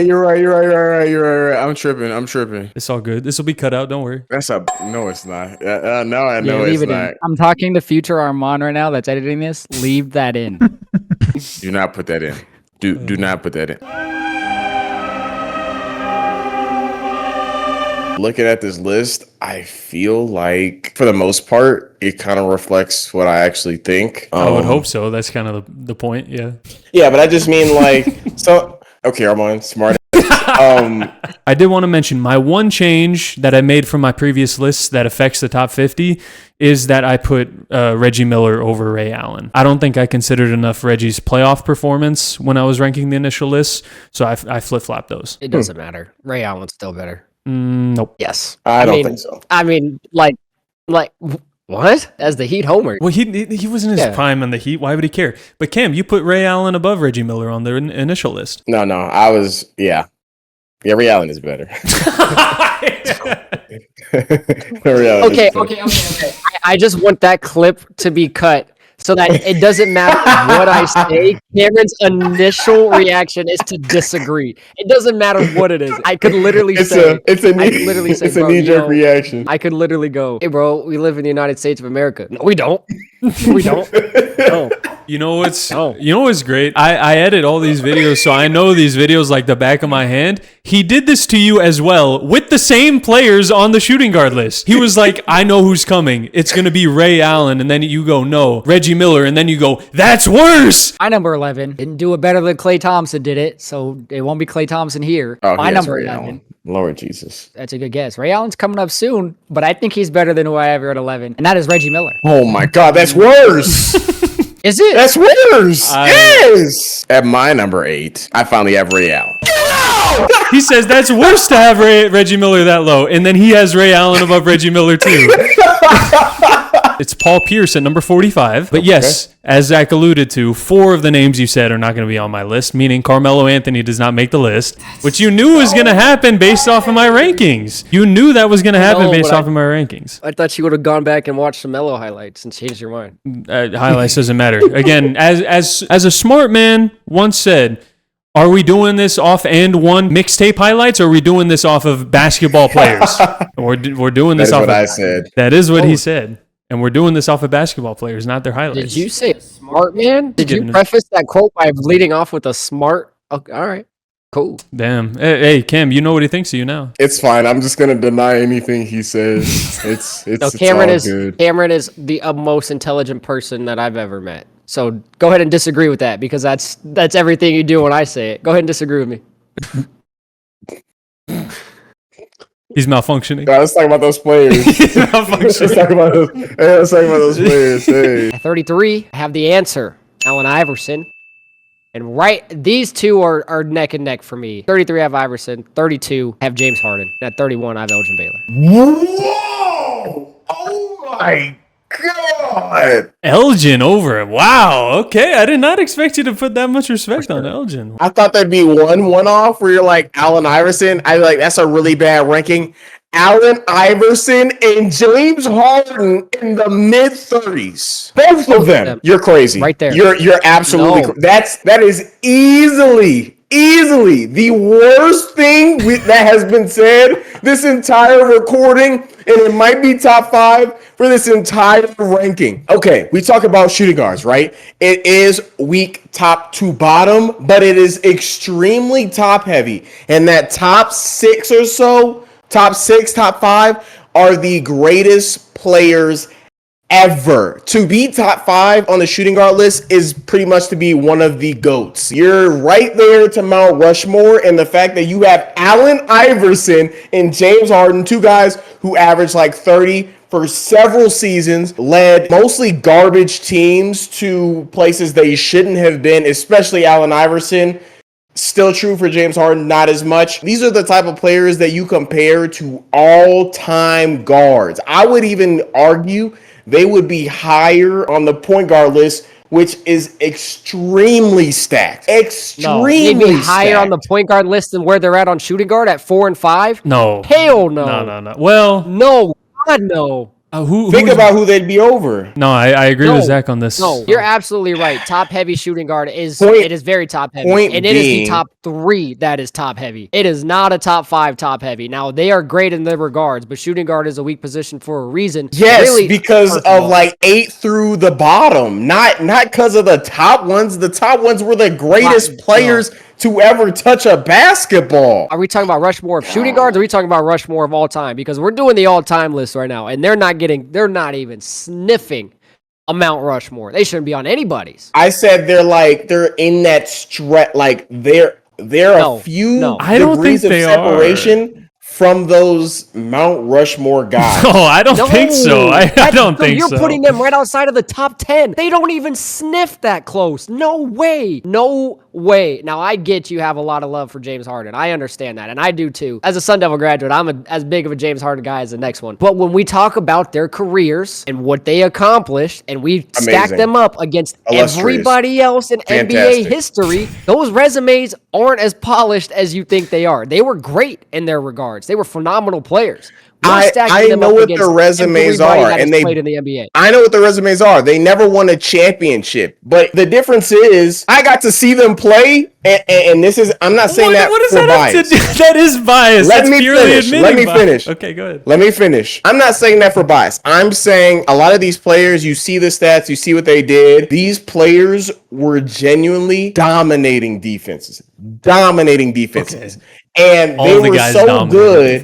Everybody that's getting ready, that's going to be not the same. Not the same way. Not the same way. You're talking about 2 of the greatest scorers ever. They are 2 of the greatest scorers ever. But okay, in the same way that Steve Nash is one of the greatest playmakers ever, they're some of the greatest scorers ever. But also the same thing can be applied is that on the defensive side of the ball, they contributed nothing. But I do think Zach is undervaluing Harden. We talked about this on the shooting guard list. I thought the conversation between number 3 and number 4 was a lot closer than number 4 and number 5. And I still believe that to be true. Yes. And I'll go with my top 5 or my next 5 here. I do agree on one of these players. I do think Iverson should be in this range. You have these guys in bare minimum, your top 30, it sounds like, and George Gervin ain't even 50? Come on. It's closer than that. Okay. Sorry, I iced them out. My bad. That's wild. I iced them out. My bad. That's wild. That might have been. I'm so glad the George Gervin disrespect is off my back. I'm so glad it's off my back. I'm concerned how high Cameron has James Harden. Because if James Harden in your head is within reach of being on a Rushmore, that means he's a solidified top 10. That's what on the cusp of. No, that's what Rushmore means. No. If you're on the cusp of that, then that means you're no. Because there's only. See, this is why we say you don't listen to me, because I literally explained it for 2 minutes, saying they're not Mount Rushmore players, but there's like a couple guys in between them, and they're right there. They're like talented enough and had careers to be Mount Rushmore atmosphere. I don't think so. Just say that 4 guys go on Rushmore, and you set a couple in between them, and then they're there. Does that not get you to that top 10 range? How many is a couple guys? I'm talking about positionally. Wait, no, we've been talking about all time this whole time. Okay, whatever, man. Of course they're on the Rushmore if we're talking about shooting guards. James Harden is on there. I had him as number 4. He would be on the Mount Rushmore of shooting guards, and I had Iverson at 5. we're talking about all time. In all time, they're higher than the 30s, but okay. James Harden is. Iverson, no way. Anyway, number Go ahead, 35, Cameron. I have. Thank you. 35, I have. Go ahead, Cameron. Shut up! Let me speak. All right. 35. That was timed so perfect. 35. I have Patrick Ewing. 34. I have Kevin McHale. And then 33. I finally have John Stockton. Okay. And then 32. Clyde Drexler. And get this, Arman. Get this. 31. Ooh. Anthony Davis. Wow. Anthony Davis. Okay. Okay. I'm glad. I'm glad you put respect on Anthony Davis. I appreciate it. I do. Kevin McHale over Patrick Ewing. Hello.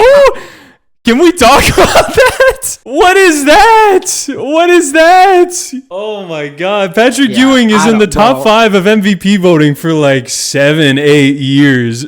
Kevin McHale is like a great like number 2 option.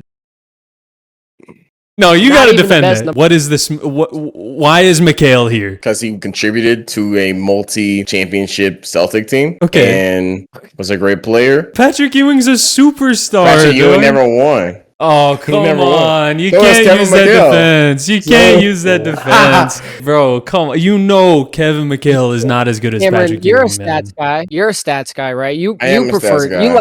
you like guys that do it on both sides of the ball. Pause. Patrick Ewing for his career who averaged 21 and 10 and also 2.4 blocks. All of those more than McHale, by the way. McHale played a instrumental role on a dynasty, man. You know, he minimized himself slightly to be dominant and to run the league. His play showed that. Run the league. Yeah. Listen to this. 20.9, 22.5, 22.6, 26.1, 21.13. Listen to this. All of which he averaged 8 or 9 rebounds. That's great. That's why I had him at number 52, where Zach probably wouldn't even have him top 100. But listen to this. I would have him top 100. Okay, all right. Listen to this. 4th in MVP voting, then 5th in MVP voting, then 11th, down year. Then 5th in MVP voting, 4th in MVP voting, 5th in MVP voting, 4th in MVP voting. So you're telling me he never won it? Yes, he never won it. Did McHale win? No, McHale was winning championships. That's what he was doing. Yeah. No, Larry Bird was winning championships. I hate doing this argument, but sometimes it's just valid to paint the picture. You want to put Patrick Ewing in a Celtics uniform next to Larry Bird? Let's see how many championships he wins. I guess we'll never know. We'll never know. That might be. That's new worst ranking. I guess we'll never know. That's new worst ranking of the video, bro. Come on. You took over the top spot of the worst ranking in the video. Cam is gonna be real upset about this one. Is Dwayne Wade? No. Ooh. What do you mean? What are you saying? He's a top 20? Come on now. Come on. He's not a top 20 player of all time. Yes, he is. You guys are crazy. You're insane. Don't call me insane. You're talking about David Robinson at 31. What do you mean? You're talking about Dwayne Wade at 25. Yes, David Robinson had a much better career than Dwayne Wade. Yes, he did. Cap. Is Dwayne Wade an MVP? Is Dwayne Wade a Defensive Player of the Year? Finals MVP. Yes, one time. He had one of the toughest runs in the playoffs. He always delivered. He averaged like 27 for his entire prime. He's probably the best defensive guard like ever, pretty much. He's definitely the best shot. Hell no. Not even close. What? He's not a better defensive guard than even Peyton is better. Peyton is better. Jordan is better. Kobe is better. He is not close to the top defensive guard of all time. Jordan's defense is overinflated because he had a great system where he could basically rely on all of his other players to help him with defense. He had 2 all-NBA defensive players on his team. And then Kobe, I'll give you that argument. How about that? But he's up there, is my point. He's the most shot blocked. He was extremely active. We need to talk about, because sometimes you just have these recreations of what you think this player is in your head versus what they actually were. What do you think the most blocks he averaged in a season was? Probably like 1. Yes, okay. 0.8, 0.9. Best shot blocking guard of all time. Averaged 1 block per game. 1.3 was the highest ever. Being the best, he's still the best. Okay, and also you said averaged 27 for his prime. He only averaged 27 or more 3 times his entire career. Like, that's great, and that's why he's a top 25 player of all time. But you're going crazy acting like 25 is absurd. He's not top 20. There's no way he's top 20. No, I misspoke. I misspoke. I don't have him in the top 20. Oh, yeah, you went crazy on me saying that's crazy. No, I did not. No, I did not. No, I did not. No, I did not. No, I did not. Cameron walked away. Not me. Not me. All right. You having him in this range, that's fine. That's A-okay with me. You have him 22, 23, cool. Top 20 over David Robinson? Hell no. No, he's not better than David Robinson. No. Their careers aren't close. Not close at all, really. Now, I love D-Wade.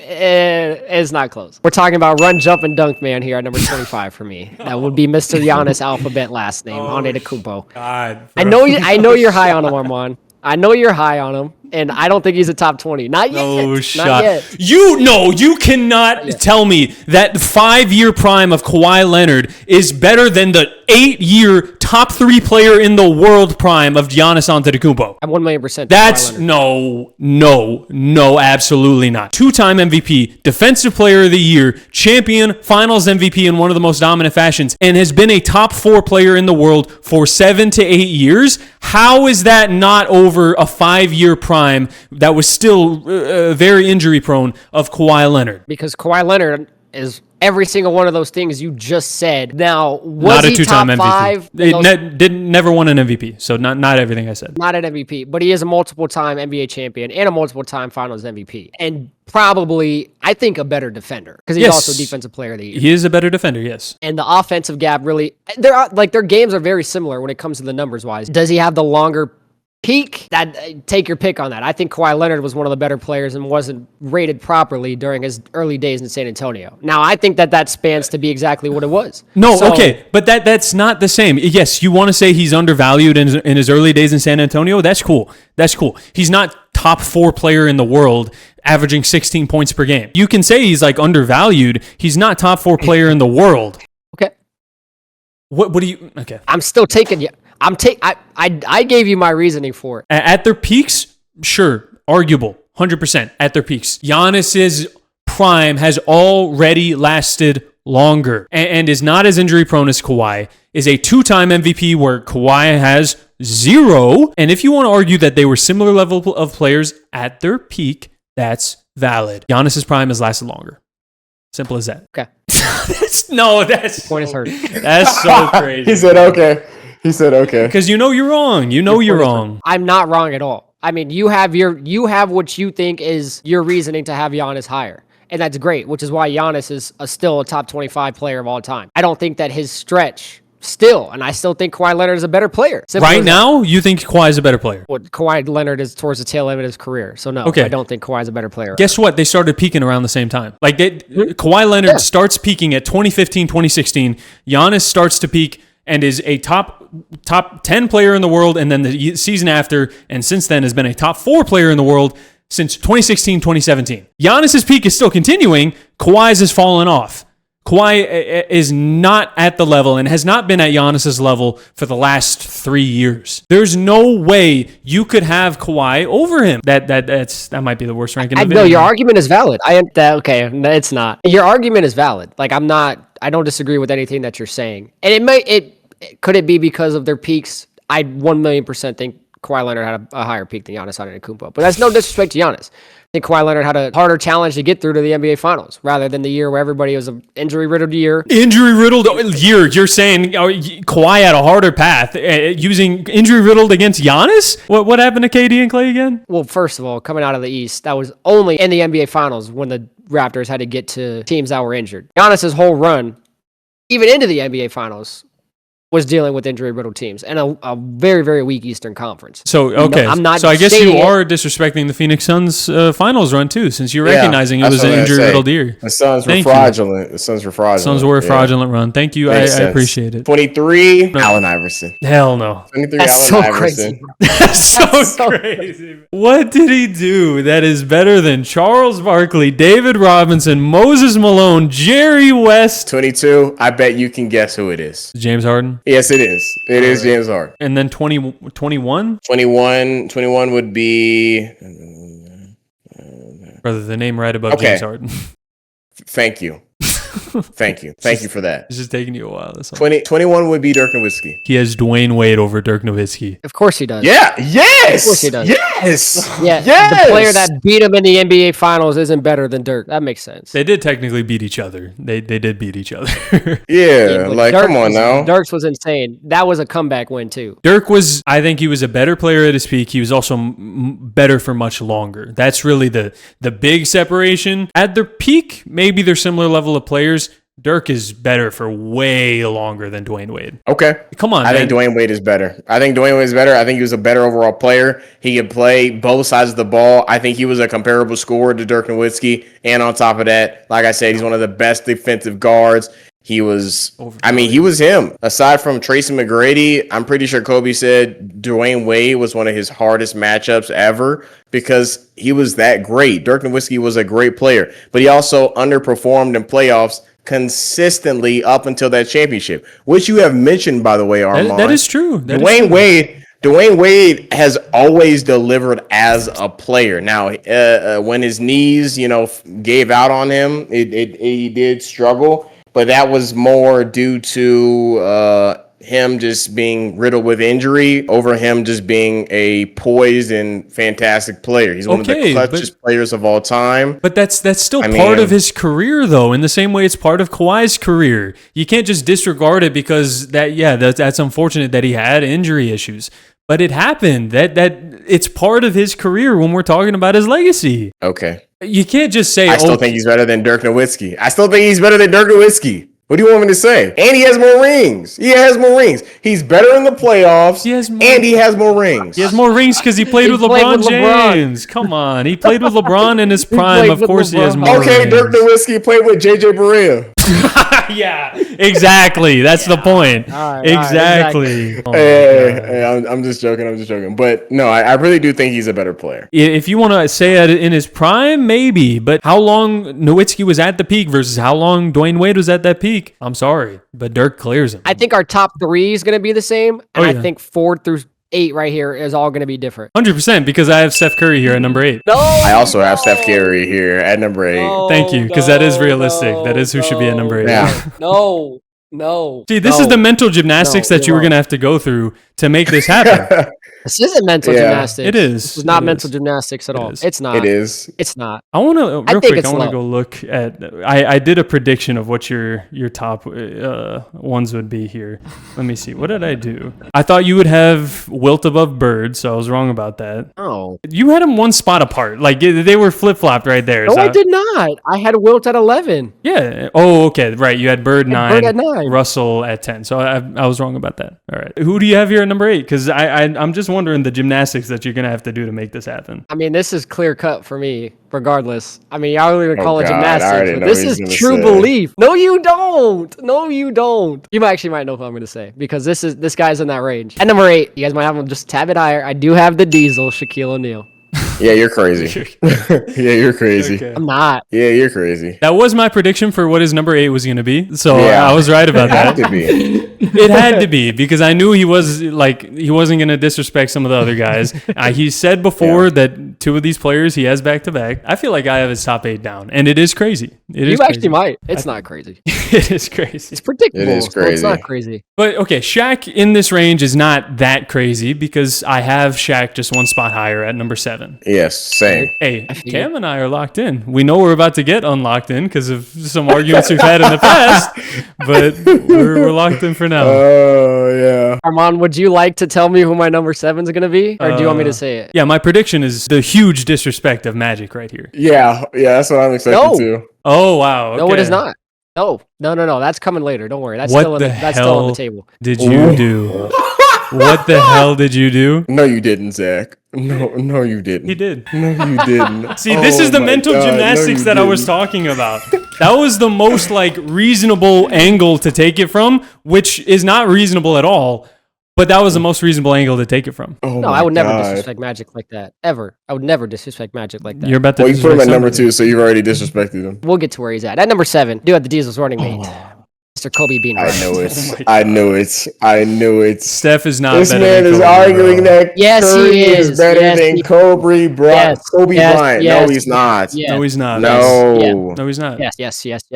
For what reason, man? 1,000,000%. For what reason? 2 rings without people that you guys, neither of you will have on your top 50, unlike somebody else that's in the top 10. 2 rings by himself. Yeah, well, guess what? Not Guess by what? himself. Kobe Bryant I mean- has 2 rings with the same type of players. Yeah, if you not don't worse. have you don't have Pau Gasol in your top 50. What are you talking about? Who's closer to top 50, Pau Gasol or Klay Thompson? Obviously Pau Gasol, but he didn't also Gasol, have. okay, so Kobe- Yes, but at the same time, Klay Thompson and Draymond Green are both top 100 players. Pau Gasol, yes, is above both of them.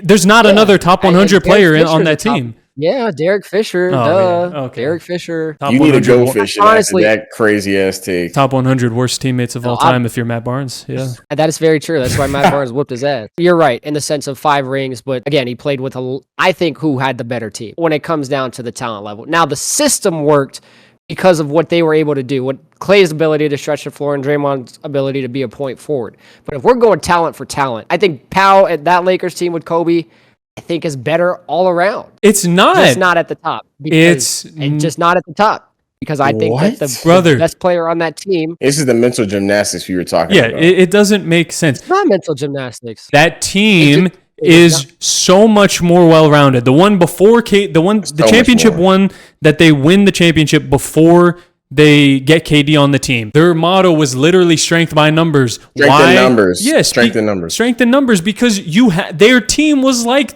12, 13 deep. It was not just Klay and Draymond and a bunch of trash. That team was very good, and you know that. You had Sean Livingston, Leandro Barbosa, Mo Spates, Andre Iguodala, Andrew Bogut was their starting center, yeah. Harrison Barnes, Draymond, Klay. That's 10 different players who were really great. Yes. And probably all better than anybody else on Kobe's team outside of him and Pau. I don't know if some of those names are Except better for than Fisher. Ron Artest. Yeah, Ron or Artest. Meta World Peace. Well, Meta Andrew- World Peace. Andrew Bynum had a great peak during that 2 championship run. Andrew Bynum was legitimately like really good, and Lamar Odom was great too. So he had some good players around him. Don't get me twisted. But Steph Curry's career is not equal to this point as Kobe Bryant. It's just not. I'm not saying maybe in the future he couldn't pass him. Like that's a possibility. Do I think it's gonna? Ring 4 solidified it. It did not No. because he's still a ring short. He's still a Finals MVP short. I don't see this argument, especially if you're going to say, "Oh, Andre Iguodala definitely did deserve that Finals MVP," like you did earlier in the video. I knew you were going to bring that back. I knew that was coming back. You shouldn't have said it. You then. were right. You were right to hang on. Yeah. To that. You were right to hang on to that. You make a valid point. I think Steph has already passed Kobe. He has. I really do. He's passed a couple other people who are getting ready to get brought up on this list too. Oh my God, Jesus dude. Christ. He is not okay. I Again, have a headache. for somebody that talked about the defensive greatness with David Robinson, and that's why you had him so high. Steph Curry, great offensive player, nowhere near the player Kobe was defensively. And I understand that's not Curry's role. I understand that's why he has Draymond. But if we're talking about purely as a player who's more not only great offensively but also well-rounded, Kobe is far more well-rounded than Steph Curry, far better defensively than Steph Curry could ever be. And it's not like there's a huge gap, if there is any gap offensively. There is a gap offensively, I would say, but there's a canyon defensively between Kobe and Stephen Curry. So I think that should be definitely considered as well. Had to say canyon, huh? Okay. Any other reference he could have used, but that was the one for his go-to. I see what you did there, and I hear your points. Like I said, for me, Ring 4 was the solidifying factor, especially this last one. Now, granted, Klay was there in a minimal role. Andrew Wiggins was okay. Jordan Poole was okay. Of course, he still had Draymond. That ring for me, and to beat Arman's Boston Celtics was pretty cool to watch. Not Boston Celtics fan. No, those are your Boston Celtics. Nope. Those are your Boston Celtics. Nope. Ever since then, now you guys are going to say this is mental gymnastics. That to me already pushed Steph in front of Kobe. We could have done this list right after that finals run and you'd get the same answer. I hate you, man. That's crazy. This is just not, it's not real. Or you have Tim Duncan, Kobe's right behind. So I have Kobe at 7, I got Tim Duncan at 6. So you have Steph Curry above both of them. Of course I do. Oh my God. I hate you. Of course I do. Y'all, it was coming. You're going to call it mental gymnastics, and that's fine. Because it is. It is mental That's gymnastics. If you want to say Stephen Curry peaked higher, I understand it. But Tim Duncan quite literally had a longer prime. And like you just mentioned, he has 5 rings and like multiple MVPs and finals and all of that. As does Steph. No, he does not have MVP. He does not. He doesn't have multiple. He doesn't have multiple finals MVPs though. He does not. He doesn't. You're right. That part you got. But he should. Cam, according to you guys, and you use my argument against me, and I'm going back on it. He should. Okay. No, there you go. So Wes Unseld should be disrespected in the way that we did. Fuck Wes Unseld. I'm worried about Steph Curry. Okay. Fuck Wes Unseld. Less championships, less finals MVPs. I don't see the argument, man. I don't see the argument. I don't either. Wow. And so nonsense. You realize what this means, Cam. He has him Rushmore. Yes.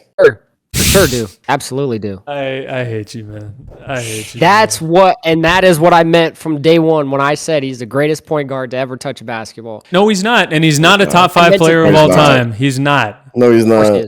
Absolutely is. All right. Well, Cam, I don't know if you officially said it, but we know who it is, right? Yeah, Tim Duncan, yes. And then number 4, I have the greatest point guard of all time. I do as well. The greatest point guard of all time. It is who it should be. You know who it is. It's on your screen right now. It's Magic Johnson. I disagreed with it then. I disagree with it now. I love Magic. I think Magic is phenomenal. I think Magic is better than Tim Duncan and Kobe Bryant, which is why he's there at 5. But there's just one point guard he's not better than, and that is Wardell Stephen Curry, who, of course, is Rushmore because he sits there at the number 4. Yeah, you're crazy. Yeah, you're crazy. That's not even close. Like he's not out of your ever loving mind. He's not 4, bro. This is how you know it is not even recency bias. It is 2010s bias because he heavily disrespects Giannis.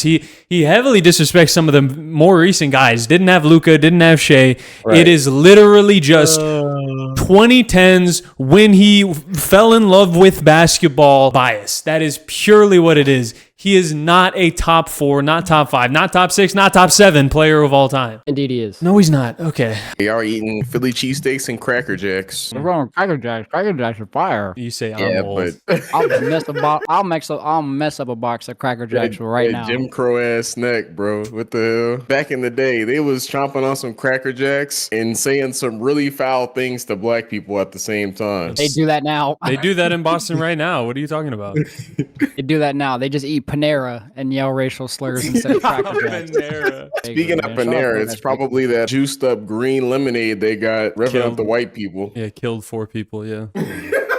Did it actually? Yeah, it killed several people because people were just not realizing charged up meant caffeinated. And then so they had a promo going at the same time that was like you could have a card that said unlimited drinks. You had the pass, the Panera pass. So people would just have like 6 of them. Okay. Well, if you died from that, you deserved it. Okay. Like, come on. What do you think charged up mean? You earned that one. I'm not gonna lie, Zach, you're right. If you wanted to have 6 lemonades in general, bro, I'm not gonna lie, bro. That's on you. That is literally on you. They deserve to die because they're fat asses? Hey, bro, read the fine print. What can I say? That's fucked up. If you want to drink 20 Mountain Dews, go right ahead. But, if you have heart palpitations after it, you can't blame anybody but yourself. You guys would be the ones that would take the side of McDonald's in that case of the lady spilling the hot coffee on herself. I was just going to mention that. Spilling the hot coffee on herself? Nah. She sued McDonald's because she spilled hot coffee on herself that she got from the McDonald's window. But they put it in the papers the whole time that it was like, oh, she's so stupid. Except they served it to her. It was incredibly hot. The lid was loose. And then she got 2nd-degree burns on her legs, all across her legs from it. In that case. That's fair. That's not a direct cause of her just being... It's not like... They gave a promo of unlimited drinks. And they also offered in the promo drinks that had 250 to 300 milligrams of caffeine per drink. I could go drink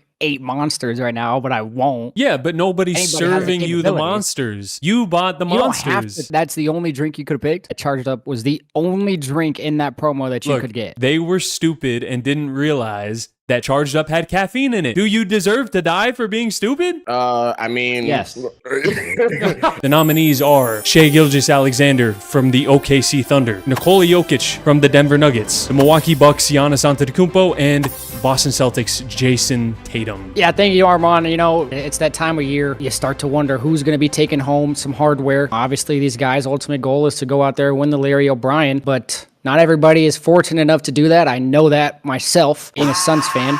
You know, some of these guys on there, they've had a taste of that, and they just want the whole load, like Charles Barkley would tell you.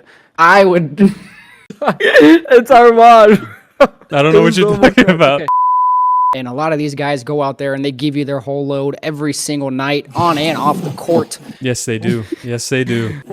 A lot of the time, it's just whose load is the biggest, and that'll give you the most valuable player award. And that load was the responsibilities of their team and being leaders. There isn't someone who brings more leadership to the table than a man who can run an entire stable. He's dedicated to his team, just like his horses. It really is incredible that he's able to put up the stats that he does night in, night out. When you know he doesn't even want to be there leading his team, he'd rather be home riding his horses. You know, he's dedicated to his horses, to his teams, but, you know, it's been very unfortunate. His pet turtle has really turned on him and made life hard for him. I think it's impressive how he's been able to overcome that as well. It really is impressive that he managed to make his pet turtle at least a competent NBA player coming off the bench for them, though. You got to give him that.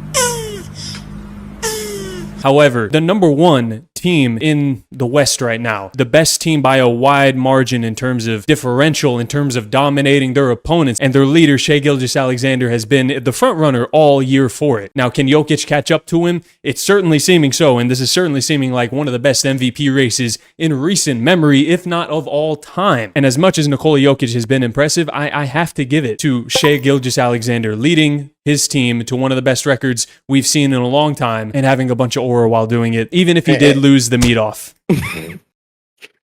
Donovan Mitchell won that award. Obviously, that was a midseason award. You got to give it to him nonetheless. You've accused me of being overwhelmed by the aura, but it seems like it's gotten you as well. That aura is something special. There's a lot of voter fatigue out there with voting for Nikola Jokic. It's hard to deny him a fourth one because of what he is doing. But if you look at the numbers, they call Shai Gilgeous-Alexander a free throw merchant. You take away free throws, he is still the NBA's leading scorer on the best team. So for my vote, I will actually be going with the Canadian brother. The worst take awarded, most valuable player of the NBA is Shai Gilgeous-Alexander. Are the Phoenix Suns bad at defense? Absolutely. Absolutely. That is for not sure. up for debate. Yes. That Unquestioned. Okay. I got it. Thank you. 100%. Arman, 1,000%. Incredibly awful. Cameron, I got it. Okay, guys. Horrible. Got it. Okay. All right. Inconceivable. Atrocious. Soft, overrated, pretty boy, a bitch. I understand. Coach of the year. Let's make these a little quicker because, you know, who really cares about coaches at the end of the day, right? The nominees: J.B. Bickerstaff, Mark Daigneault, Kenny Atkinson, and I'm sorry, Cam, I think it should have been Ime Udoka, but we're going by the odds here. You got to be kidding me. The fourth nominee is J.J. Redick.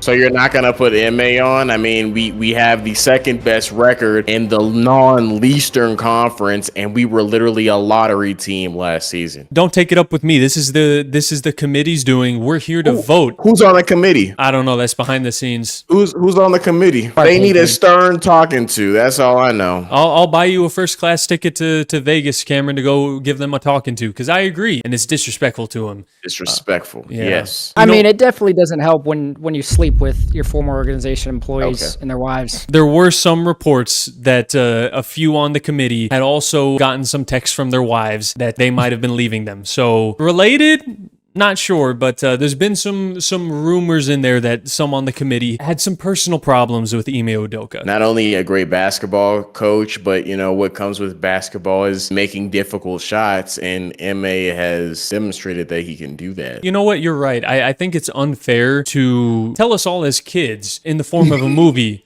that we should care about love and basketball. But then when we intermingle the two, it's not okay? I agree with you. You know, there are so many movies about love and basketball. Obviously, Love and Basketball 1, like Mike, White Men Can't Jump. If that doesn't teach you love, Air Bud? I don't know what does.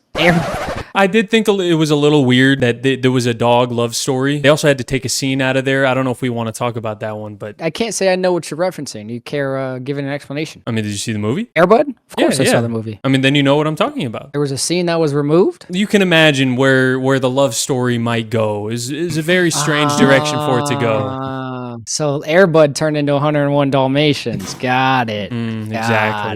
Exactly. You didn't know that it was the prequel? Lady in the Tramp style. Yeah, that's the prequel. No. Yeah, that makes sense. Shout out Air Bud, man. They cooking. Much like MAU Doka. And we'll get into this soon. But Shai, I don't think he should be coming up in this next category. No. That's blasphemous. Yes. That's blasphemous. Yes. No, it's Absolutely not. No, it's not. No, it's not. And I'll let you know why. I'll let you know why. Shai, while he is a superstar, don't get me wrong. MVP. Is he top 3? No. Yes, he unequivocally. is. Yes, he is. No, he's not. He's unequivocally top 3. Yes, no, he he's is. not. Yes, he is. Because why? What put him in the same stratosphere as a Jokic and then coming up a Giannis and a Luka Doncic is he was able to shoot really high videos. Really high videos? He's able to shoot a really I'm tired, okay? He was able to shoot a really high 3-point percentage over a short amount of time. He was hyper efficient and he scored 30, whatever. Oh, just gloss over the fact he scored 32. Oh, whatever. Just gloss over 32. Whatever. Okay. They all do that though. That's my point. So there's no reason. No, he led the league in scoring, bro. He led the league in scoring. They don't all do that. Only one player does that. Luka and Giannis are a system. Nikola Jokic is a system. Shai is not a system. Now, is he a phenomenal player? Yes. Is he leading the best defensive team in the league? Yes. But when you talk about overall impact and what a singular player can do for a team, all of those players significantly change the trajectory of their team, whether they have stars around them or not. No. Whether they have stars or not, without Dame, the Bucks were awful with Giannis leading the charge without stars around him. Now, when he had Chris Middleton and Drew Holiday, they were an NBA championship winning team. I'm not taking that whether stars around them or not. Shai averaged 32 and he took his team to the NBA finals and won it. What are we talking about? Yeah, this is not... I understand. This isn't even a debate. Look, he's not. This is crazy. It is a debate. He's not the same type of player as the other three. No, he's not. The debate is who's number one, Shai or Jokic. The debate is not whether Shai is top 3 or not. Yeah, it is whether he's top 3 because he's not top 3. He is top 3 because he is the reigning MVP, reigning Finals MVP, reigning champion, best player on the best team in the world. Yes, it does. It doesn't suddenly make him a better player than the other 3 guys just because he had a better season. I'm not saying there's not a definitive top 4. I do think there's a definitive top 4. So I understand that, but SGA is 100% in the top 3. You can have a conversation between Giannis and Luka. That's where the conversation is. The conversation is not between SGA. It's SGA and who's number 3 right now. What the? So if you average pretty much 38-8 for 7 straight years, but one guy gets an MVP for one season because his team is literally stacked, that suddenly jumps over him and makes him a better player. He won the MVP, out of the thin blue sky. He won the MVP because he was the most impactful player last season. That's why he won the MVP. Every advanced metric would say so. Yes, he was. Every advanced statistic says so. Nikola Jokic was the most impactful player. If he was off the floor, they would be the worst team in the entire league. What are we talking about? That's only because I'm okay with that debate. Yes, but that's only because his team, and that is a valid argument. That's why we have him as the best player in the world. But that's only because his team was worse.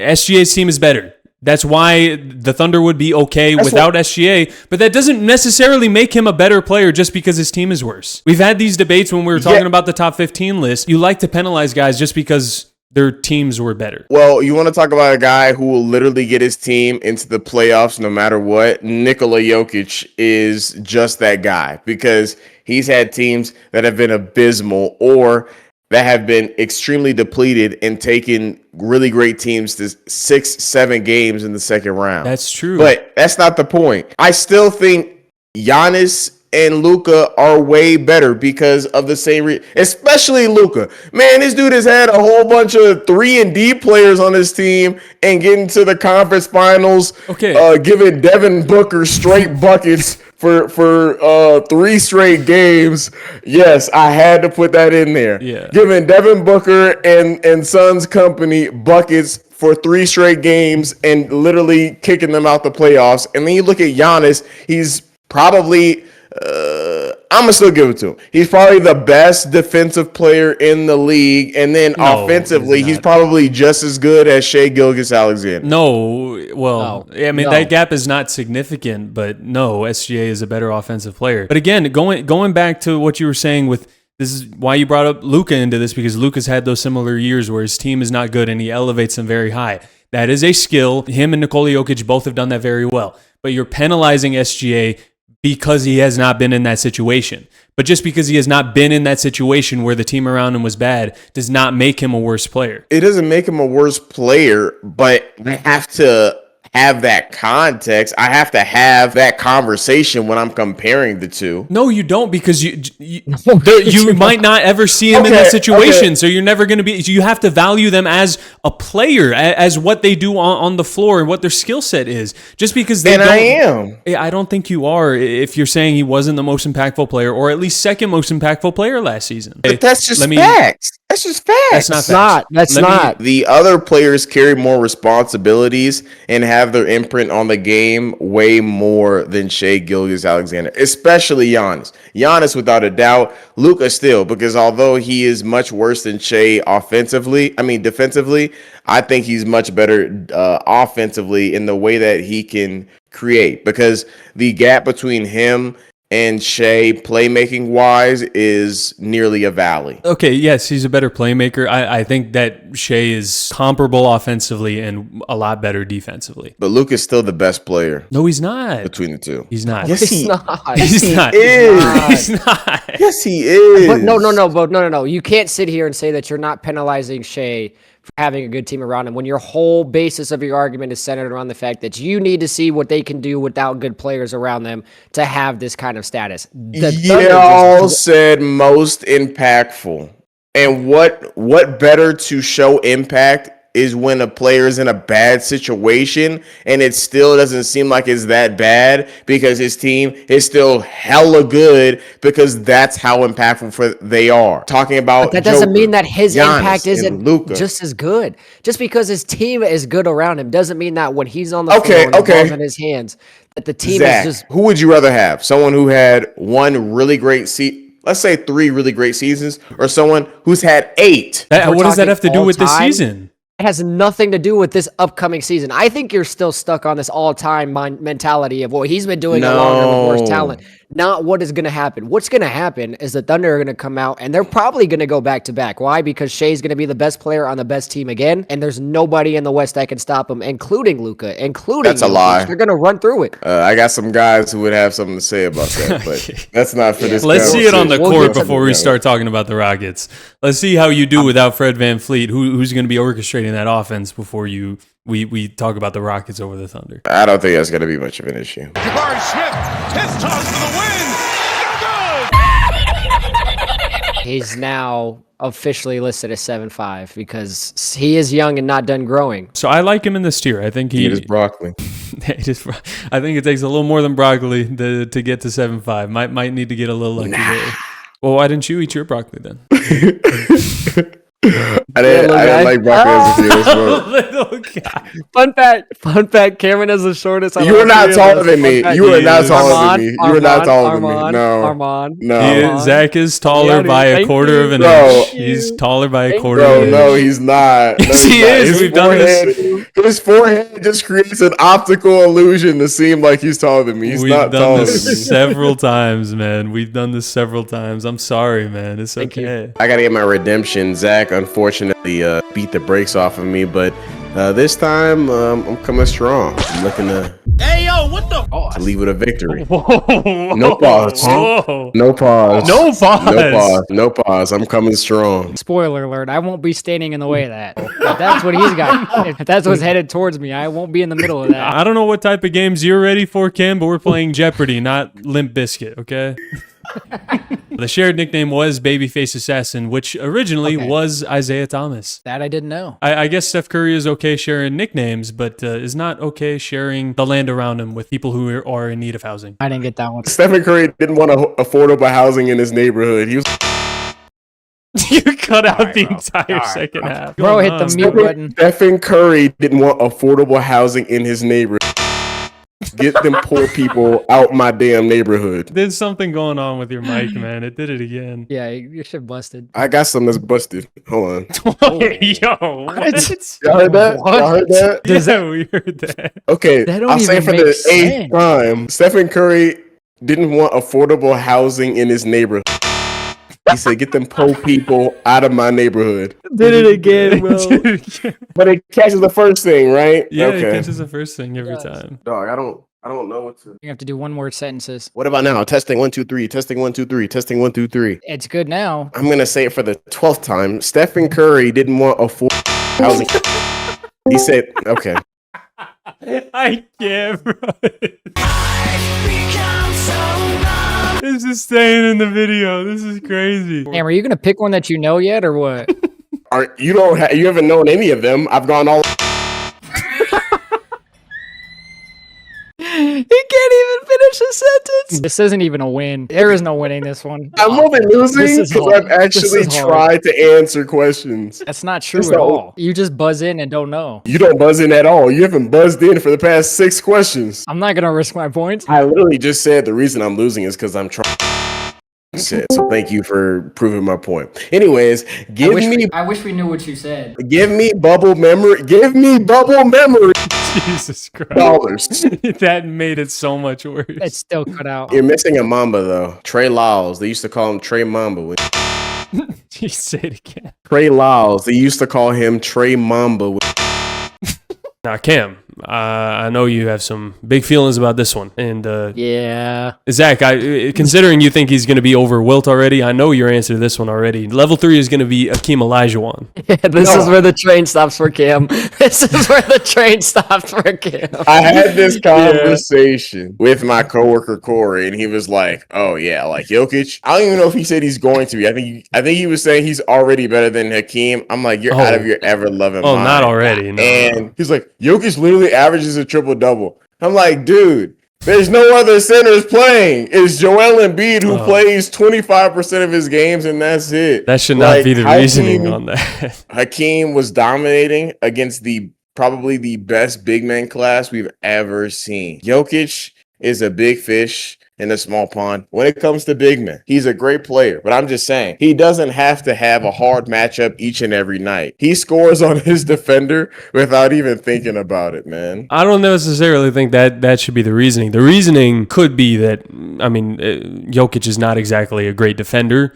Akeem is a two-way player. And the fact that he puts up a triple-double because of different era, faster pace, higher scoring, all of that. And these are all things I explained. I just felt like the other two arguments were very obvious and something that we already know. So is your answer that he, like, by the end of Jokic's career, he won't be better all time than Hakeem? I think we have to see. I think if he wins another championship, it's a very close conversation. Well, yeah, sure, it's close. We have to see, but that just negates the entire purpose of this. Yeah, the point of the video is to say... No, how about this? No. Well, let's just wait. Wow. Let's just wait and talk about it after it happens. So that you're essentially saying then that Nikola Jokic, a possibly in the future 4-time or 5-time MVP, won't be considered a top 10 player? He'll be number 10 and Hakeem will be number 9. How about that? That's not what you did on your list. You had Hakeem at 10. Okay, he'll be top 11. I think if a 4-time MVP that can do this Jokic level of play for the next at least like 4 years, which I would project, right? I think that makes him a top 10 player at that point, regardless of if he wins another championship or not, but especially if he wins another championship. And I could definitely see him doing that if the Nuggets can put a competent roster around him, which they actually have this year. So I would say yes. I mean, the 3-1 discrepancy already for season MVPs. Hakeem has 2 rings, Jokic has 1, and alongside with that Finals MVP. So if Jokic does win another ring, which again, I don't think it's impossible. Potentially another MVP. He's in a Finals MVP as another ring. I already have Wilt over Hakeem. I have them 1-1. So this one's easy for me. I think Jokic will be better than Hakeem. That just doesn't make sense, but okay. You should have talked about it when I said it in our top 50, bro. You had them one spot apart on your own list, Cam. It's not like a crazy gap. Yeah. There's levels. Yeah, there's these massive gaps in between. Everybody's on their own pedestal. There is no more groups. It's just solidified 1, 2, solidified 3, solidified 4, 5, all the way down for Cam. There is no like 6. There's no like 6 or 7. Shut up! I'm cutting that out. I'm cutting that out. Fuck you, bro. You're either number 1 or number 2. You know what I mean. I'm not explaining myself because you know exactly what I mean. All right. Well, since Cam has already said no, we already know his answer for this one is gonna be a no. But this is really a question for you and me now, Zach. Level 4, Shaquille O'Neal. Will he be better all time than Shaq? No, I don't think so. If I had to predict, I would say no, but I think there's a world where he does end up better than him all time if he wins another championship and gets 1 or 2 more MVPs, especially if the longevity is there for longer than Shaq had. I'm not saying it's outside the world. Shaq didn't really dominate for that long. I mean, he did. He kind of did. We kind of forget like the Lakers years before they started winning championships. He was there on the Lakers and dominating for like 3-4 years before they started winning championships. But yeah, I would still probably say no. I think I'll say no for now, but I think it's possible. The largest, the alien. The alien. Man, I ain't gonna lie, bro. This man got potential to be the best all time. So that, I mean, let's not spoil. That might be where we go. This dude could very well be Jesus, bro, when it comes to basketball. I don't know what to tell you. They gonna have markings of him on a cave somewhere, and people be like, who is that? His name is Victor Wembanyama. All right. And then you're gonna go into the Shaolin temple and be like, Wembanyama. All right. Well, like, this dude is gonna be like he's gonna be like a tall tale. All right, bro. Take it out your mouth. Take it out your mouth. You're right. I already said it. He only needs to have 10 good seasons to be a top 25 player. We're not talking about 25. We're talking about 13. Yeah, but he's talking about good seasons, though. If he's MVP level player for 10 seasons, oh yeah. Oh yeah, he's past Kevin Durant. And if he wins the 2 MVPs, maybe even a third. If he wins 2 rings to equal Kevin Durant, maybe even a third, which the Spurs have a very good young roster around him, which is very possible very soon. Zach, you're rage baiting me. Like, you literally didn't even let me finish.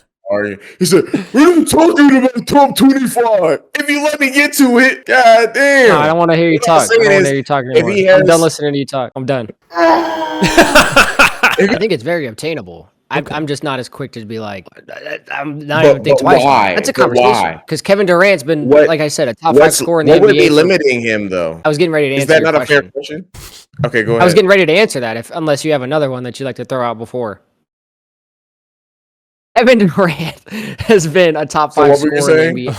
Oh my God, guys, we can move on. We can move on. No, go. No. We can move on, bro. We can move on. I already know what your guys' reaction is going to be, but this is the preface. What would you bet with your own money, $50, if we were to put this in, and I 1,000,000% would? Suns get a 10 seed when Jalen Green comes back and makes the play-in. No chance. That is my take. No chance. No Jalen Green. We did get blown out. The Clippers, we got blown out by the Clippers, but we were in the game with Utah. Y'all got blown out by the Nuggets. Yeah, we did too. We were in the game with Utah. We should have won that. We were just in the game with the Grizzlies. We should have won that one. Jalen Green will make a difference for this team when we come back. Now, either he's going to have 30 or 13 and no in between, but it's going to be more 30s and 13s because he's playing alongside Devin Booker, and we are going to get a 10 seed. There's a better chance of you getting the 15 seed than the 10 seed. I agree with that. I already know what you're going to say, but you said, your preface was, what would you put your money on? I would bet money that the Suns are going to be a 10 seed. At least that's very charitable of you, Zach, to just give away money like that. Yeah, I'm glad you're in a giving mood, because there's no chance that happens. Jalen Green might even be worse for this team just watching them, because he's a redundancy. Do I think he's a better individual player than Grayson Allen? Sure. But next to Devin Booker trying to play point guard, hell no. He dribbles the ball too much, and Grayson Allen is a much more perfected shooter off the motion and off the catch. I don't think he makes you guys any better than what you are. Oh my God. Jalen Green is a slashing attack. I'm not worried about him as a perimeter shooter, which is fine because we have Devin Booker, we have Grayson Allen who can get that done. So now when Jalen Green checks into the game, those backdoor cuts are going to force defenses to drop off just a little bit more, which creates more space for shooters to operate as they Devin Booker. Bro, I know you want it to be. Just think about it for a second. You had KD on this team last year and finishes a 12 seed. You're not getting a 10 seed. I need you guys to name me the top 20 scorers for the OKC Thunder and the Indiana Pacers. I'm not going in order. I'm just going with what's at the top of my head. You gave a hint, and this guy has to be on the board because of it. I'm going to go with Victor Oladipo. That's your first strike, Cam. That's a crazy place to go off rip. How is that crazy? His best years were in Indiana, and he spent time on OKC. I think I looked it up when I was looking at the list. I'm pretty sure he only played 3 total seasons with the teams. It's not a crazy guess. It's crazy for where we are in the game to guess that right now. Yeah. I'm going to guess that one of those players is Arman's Jack Sigma. You think they just be giving away these Hall of Famers? Come on now. Of course it's Jack Sigma. Bro could actually score. That's crazy. Y'all were disrespecting Jack Sigma, by the way. 8 seasons of averaging a double-double. Yeah, I know who else averaged that over 8 seasons. You want to enlighten us? Pascal Siakam. I'm talking about Pascal Siakam. Which Jermaine O'Neal is? That's your boy. You should know his nickname. I should, shouldn't I? This AI-ass response. Jermaine O'Neal's nickname was The Big Man. He was also known as Jermaine or O'Neal. Thanks, Google. Thanks, bro. Don't ChatGPT kick rocks. You know you can't ask AI questions. Dolph Schayes is the top 6 player of all time, bro. I didn't even ask it. Google just like force feeds it to you, and it's the first result every time now. All right, those nicknames might have been better than the first nickname Basketball Reference has for him. Jermaine O'Neal's first nickname is J.O. Yeah. Bro, I saw that coming. The second one is The Kid. Don't say those two together, all right? Let's keep those apart. J.O. the Kid. I'm Chris Hansen. Why don't you have a seat right over here for me? Chris Hansen's busting down your door in that edit, bro. I hope you know it. I hope you know Chris Hansen's coming through that door. Oh my God. He literally said, don't say those together. So what are you going to do? You say them together. FBI, open up. Oh my God. Hawks. Also not Might amazing. not be bad. Dog, our power forward is Robert E. Lee Pettit. This is not a great team. Like this is. Hey, don't leave out Cliff Hagan, dog. But this is the thing, though. This is the thing, though. If we have Bob Pettit on the team, he's not going to want to play with Dikembe. He's just going to refuse to play.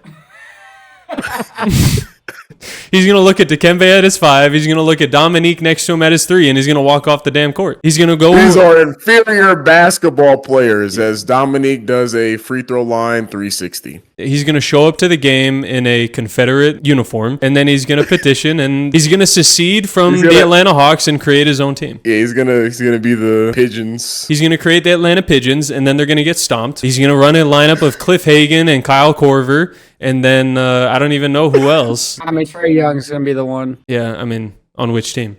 I mean, you gotta pick a side, bro. Exactly what I'm saying. Now we don't want lollipop here. Put him over there. We don't want it. Hey, he fixed that. He went to Turkey already, bro. And if he went to Turkey, there's definitely no way Bob Pettit's letting him on his team. Now, Trae Young with us, bro. His dad grew up in the Texas Panhandle. Bro, you're not from Texas. Stop saying he's with us. He with us. You're not from there. You're from Peoria. It's okay. From the P. From the P. It's P83, dog. I'm from P-Town. Well, I mean, isn't just like from just the biologically, isn't everybody technically from the P? No. I think I don't know if you went through sex education. I think that's how it works, man. Were you taught about the birds and the bees, Zach? Biologically, ball is life. That's what I'm saying. Let's skip the birds and bees conversation. Okay. Let's get back to the Atlanta Hawks. Is the one Trae Young? Okay. I think the one has to be Trae Young. It is. It is. Yeah. The 3 is Dominique, clearly. The 5, the 5 is Dikembe. Dyson Daniels could be the 3. The 3, okay. The 3 is crazy. Like Dyson Daniels, he's pretty good. Jalen Johnson. 4, we could do Al Horford, or we could do Josh Smith. Josh Smith was tough. Yeah, we're gonna have to because obviously Robert E. Lee Pettit's not gonna want to play for the team. So And then so like I know we want the spacing, but Kyle Korver already signed with Robert E. Lee's team, so can't pick Kyle Korver at the 2. I'm trying to think. So we could go Steve Smith at the 2. Yeah, dang, I forget he played for the Hawks. Jeff Teague at the 1, slide trade of the 2, Smith at the 3. I'm good. Teague time! Teague time! Let's go! Time to cook. It's time to cook. That was your Halloween costume, wasn't it? Yeah. And the benefit is nobody will want to guard you. Especially Cam, nobody's going to want to guard you because you combined Halloween costumes.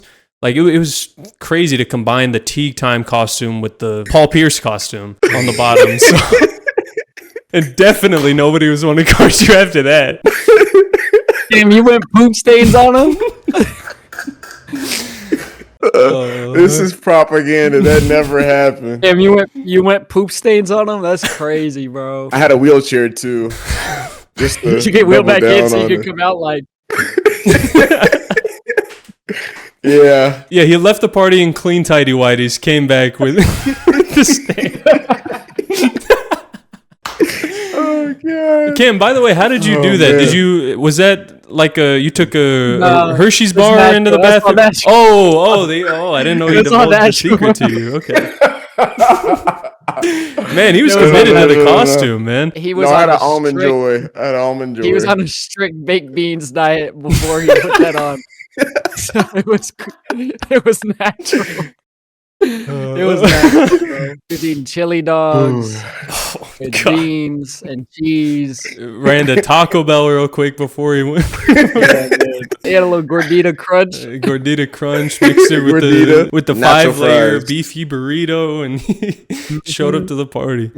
I need you guys to name me every All-NBA player drafted since 2000 outside the lottery. I'm going to go there. It only makes sense. I'm looking at the Warriors. I know this guy wasn't highly touted. Actually, don't want to do that. It actually might be. You know what? I'm going to go with what I'm a little bit more comfortable with. I'm going to go 2011 Chicago Bulls. I believe that's Joakim Noah. This is another Victor Oladipo right here, bro. Come on, bro. Come on, bro. Come on, bro. Come on, dog. Oh, hit the fundamental shots first, man. Hit your layups. Oh, hit your layups, man. Anyways, I'm not even gonna let you sulk in that one, bro. You're really gonna feel stupid for that. 2011 Chicago Bulls. That, of course, is Jimmy Butler. Yes, Jimmy Butler, the player that was just on your Miami Heat a year ago. That, of course, is Jimmy Butler. Come on, bro. I think the 3's got to be Rudy Gay. Is he better than Desmond Bane? Well, I think Desmond runs the 2. Oh. I think Rudy Gay runs the 3. Man, Rudy Gay was a demon, dude. Oh my god, he was good. Are we taking Rudy Gay for the Grizzlies all time above Mike Conley? We could run 1-2 Mike Conley. Grizzlies Rudy Gay was clearly the 3rd best player on that. Not even the 3rd, the 4th best player on that squad behind Zebo, Marc Gasol, and Mike Conley. No. Yes, he was, dude. Mike Conley was not that good on that team. He didn't become good like that until after Rudy Gay left. Like, let's not act like he was still better than Rudy Gay. No, he was not. You're just looking at the straight points per game. Everything else about the game, Mike Conley was better at. I watched. No, well, he ran the offense, so like yeah. But I don't know if that made him. I don't think he was the best talent on the floor. He was impactful for sure because the ball flowed through him. I'm talking about between Conley and Gay. Like, he was better than Rudy offense Gay. Flowed through Mike Conley, but I don't know. There's a reason why Rudy Gay bounced around to teams, even though he was putting up 18, 20 points per game. He wasn't that valuable. Because nobody wanted to pay him. And got Mike Conley for dirt cheap. They did not. They gave him the most expensive contract for a point guard at the time. What are you talking about? Yeah, but that was like $8 million a year. When do you think this was? The 80s? What are you talking about? Bro signed a 10-year, $80 million contract. All right, bro. He was a key piece to their franchise because and better he was than a great Rudy Gay. gimmick. And that contract came after Rudy Gay, like I said. Because they let Rudy Gay walk because he wasn't that valuable of a player. I'm going to use the Suns analogy. Chris Paul is an elite playmaker. I don't think he was better than Devin Booker during that finals run. You're just wrong. You're wrong about that too. I don't think so. You're proving my point, man. Why do you have to use an argument that is flawed? No. Now I have really to agree with Arman. Thank you. It's really not. Thank you, Zach. You proved my point. So tell me, if Rudy Gay was so valuable to the Grizzlies, Why would they, in the middle of a 56-win season, why would they trade him away? He's too flashy. He doesn't fit the Grizzlies brand. Exactly, because they ended up winning more games layups and open without threes. him. They won more games without him. Because he wasn't all hard grit and grind. Exactly. So even though he wasn't talented, even though he was averaging 17 points per game for them that season, they traded his ass away. What did they do? They won 56 games. For their offensive fit, yes, you could plug anybody there, which is why he was able to shine. Exactly. So he wasn't that valuable. That doesn't mean he wasn't more talented. It does. It doesn't. Mike, if you run a system, if you have an offensive system where you have the other 4 pieces filled and everything's working together, you could run anybody out there that can just shoot the basketball at the 5. You could put Tony Snell in that position to just go out and score. What are you talking about? What are you talking about? It doesn't mean low key. Zach is kind of spitting, bro. Okay, then that means that they're not that valuable. Then that means they're not better basketball players. That doesn't mean Rudy Gay, especially for the position that we're trying to fill, doesn't mean he wasn't the more talented player. Yes, it does. If you're saying that you can replace him with any player that can score the ball or put up shots, yes, it does. That's not what we're saying. He said he could replace him with Tony fucking Snell. Replace him with anybody. He was saying you could. Then he's not that valuable. You were saying you could replace his ass with Tony Snell. That means he's not valuable at all. No, that's not true. Okay. That's like having a good center on the Warriors. It'd just be a waste of talent because anybody can play center on the Warriors. They don't use their centers. So you're saying he can replace Zili and Zaza Pachulia. Like exactly. So you're saying you can replace this dude with anybody because his role is not that valuable on the team, is what you're saying, meaning he's the 4th most important player on the floor. No. Yes, it does. Well, yes, important, not talented.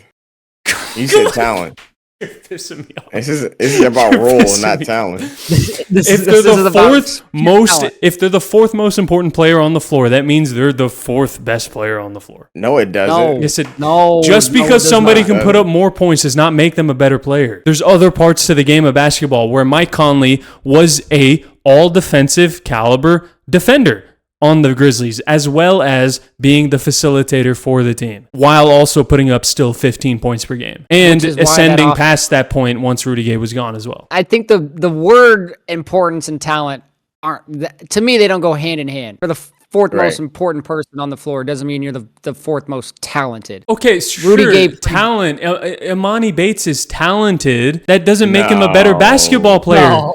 He's talented. No. Just because a guy is talented does not make them a better basketball player. There are so many guys on the court who are more talented than Draymond Green. That doesn't make them a better basketball player than Draymond. Like he's Royce White, bro. This is Rudy Gay we're talking about. I'm talking about him like he's Rudy Gay, the 3rd best player on the team at any time. At any time and throughout his career. Best player. 3rd or 4th, depending on the team he was on. I was saying at any point in his career, he was the 3rd best player on the team. He was the 3rd best player on Toronto? Toronto was ass. That's different than when we're talking about a playoff team. Cam Thomas can be the best player on a team, sure. He's not valuable. All right, so let's just have Mike Conley, John Morant, and Desmond Bane then. I think that's the best lineup since Arman. That's what I think. Or do you go Tony Allen? Now that's an argument. You know what? Let's do that. That's first team all defense. All right, let's put Tony Allen at the 3. At the 3, and then Mike Conley at the 2. Yeah. No, Desmond Bane at the 2. Desmond Bane's. Oh my god. Oh my god, how are we stun locked on the Grizzlies? This should have been done 10 minutes ago. Rudy Gay's got to arguing about the most random team. Rudy Gay. Can we 2 out of 3 consensus here. Can we say Rudy Gay is not better than Desmond Bane? Guys, I don't know who you think Rudy Gay is. Rudy Gay is not like that. Great player. Desmond Bane is average. Just because the Magic think he's worth 4 first-round picks does not mean I do. I don't think he's worth 4 first-round picks either. That's Cameron over there. That's him. Don't talk to me like I'm supporting that draft pick or that trade. He in fact was not worth 4 first-round picks. That was very evident on the day of the trade. Hey man, when you have a guy that's gonna plug into your system and make you better, you go and get him. You go and get him, even if that means being a 2nd round exit. You go and get him. Because what are you gonna do? Pay Franz later? What are you gonna do? Keep? I will say though, if they trade Franz Wagner. That trade is gonna look genius instantly. It's not. It's just the negative fit of Paolo and Franz is getting in the way of Desmond Bain. You know what would have been really helpful in building a team and possibly getting a superstar if, say, I don't know, Giannis Antetokounmpo decides he wants to be open on the market. You know what would have been really helpful? Using Franz Wagner as a trade chip along with, 4 first-round draft picks? 4 first-round picks. I still don't think he works next to Paolo Banchero, though. Okay, then if it's Giannis Antetokounmpo on the market, you trade Paolo Banchero, if that's what it means. I don't think he works next to Franz or Paolo. It's just a bunch of non-shooters. Anyway, Giannis we're getting off better. topic. It would work better for Giannis than on the Bucks. Conley, Bain, or Gay? I'm taking Conley. The one that posted into comments Giannis's shooting percentages. Now he's a bad shooter. He's talking 3-point. Giannis is a good mid-range shooter now. Again, we can't have a double high low. We can't do that in the modern NBA. Who are we taking for this Grizzlies team? I'm taking Conley. Conley. We run Tony Allen at the 2 and Rudy Gay at the 3. I'm not taking Rudy Gay over Mike Conley or Desmond Bain. This is insanity. Well, I agree. I'm going to go with that one, and you're outruled here, Arman. I'm so sorry. We have to get past the Grizzlies. You think Rudy Gay is better than Desmond Bain? Hell yeah. Yes. Oh, my God. Fine. That's the team. Tony Allen, Rudy Gay. This a 0. This is an F. This is an F team. Rudy Gay.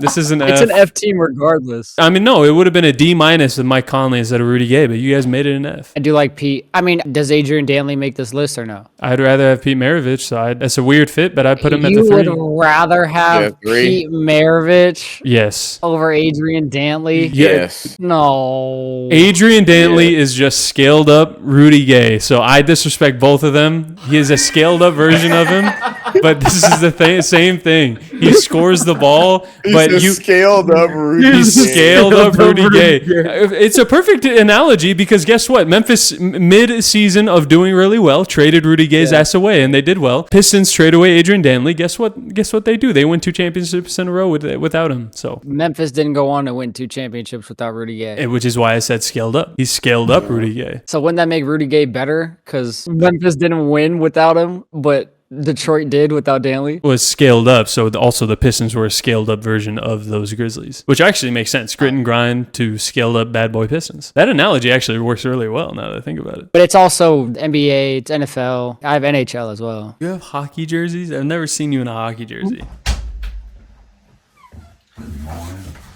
Now it's 25 degrees. I can actually break one out. Who made a cameo? My grandfather. Okay. All right, that's a sign. We got to wrap this up. Yeah. Okay. Yeah. All right. Yeah. I was hoping we had time for a wheel draft, but unfortunately we do not. Cam has got to go because if you could not tell, Cam is in Modesto right now. He's back home in Modesto for Thanksgiving. It's good to be here, man. It's good to be here. You know. Modesto, stand up. Modesto, stand up. Oh, okay. Okay.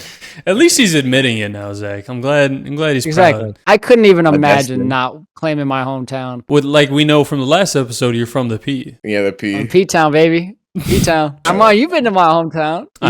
You've been to the West Valley. I have. Now you have a ring that says you have to like it because your fiance been in the West Valley too. She's not from Peoria. That does not part of her history. Like I'm trying to move out of here as soon as I can. I don't blame you. Yeah. I'm almost done. Okay. Okay. Can they see me? Yeah, you feel the frame. You're not coming out of the frame. How's it going? Can they see me? Can they see me? Hey, if you got that, that's the outro.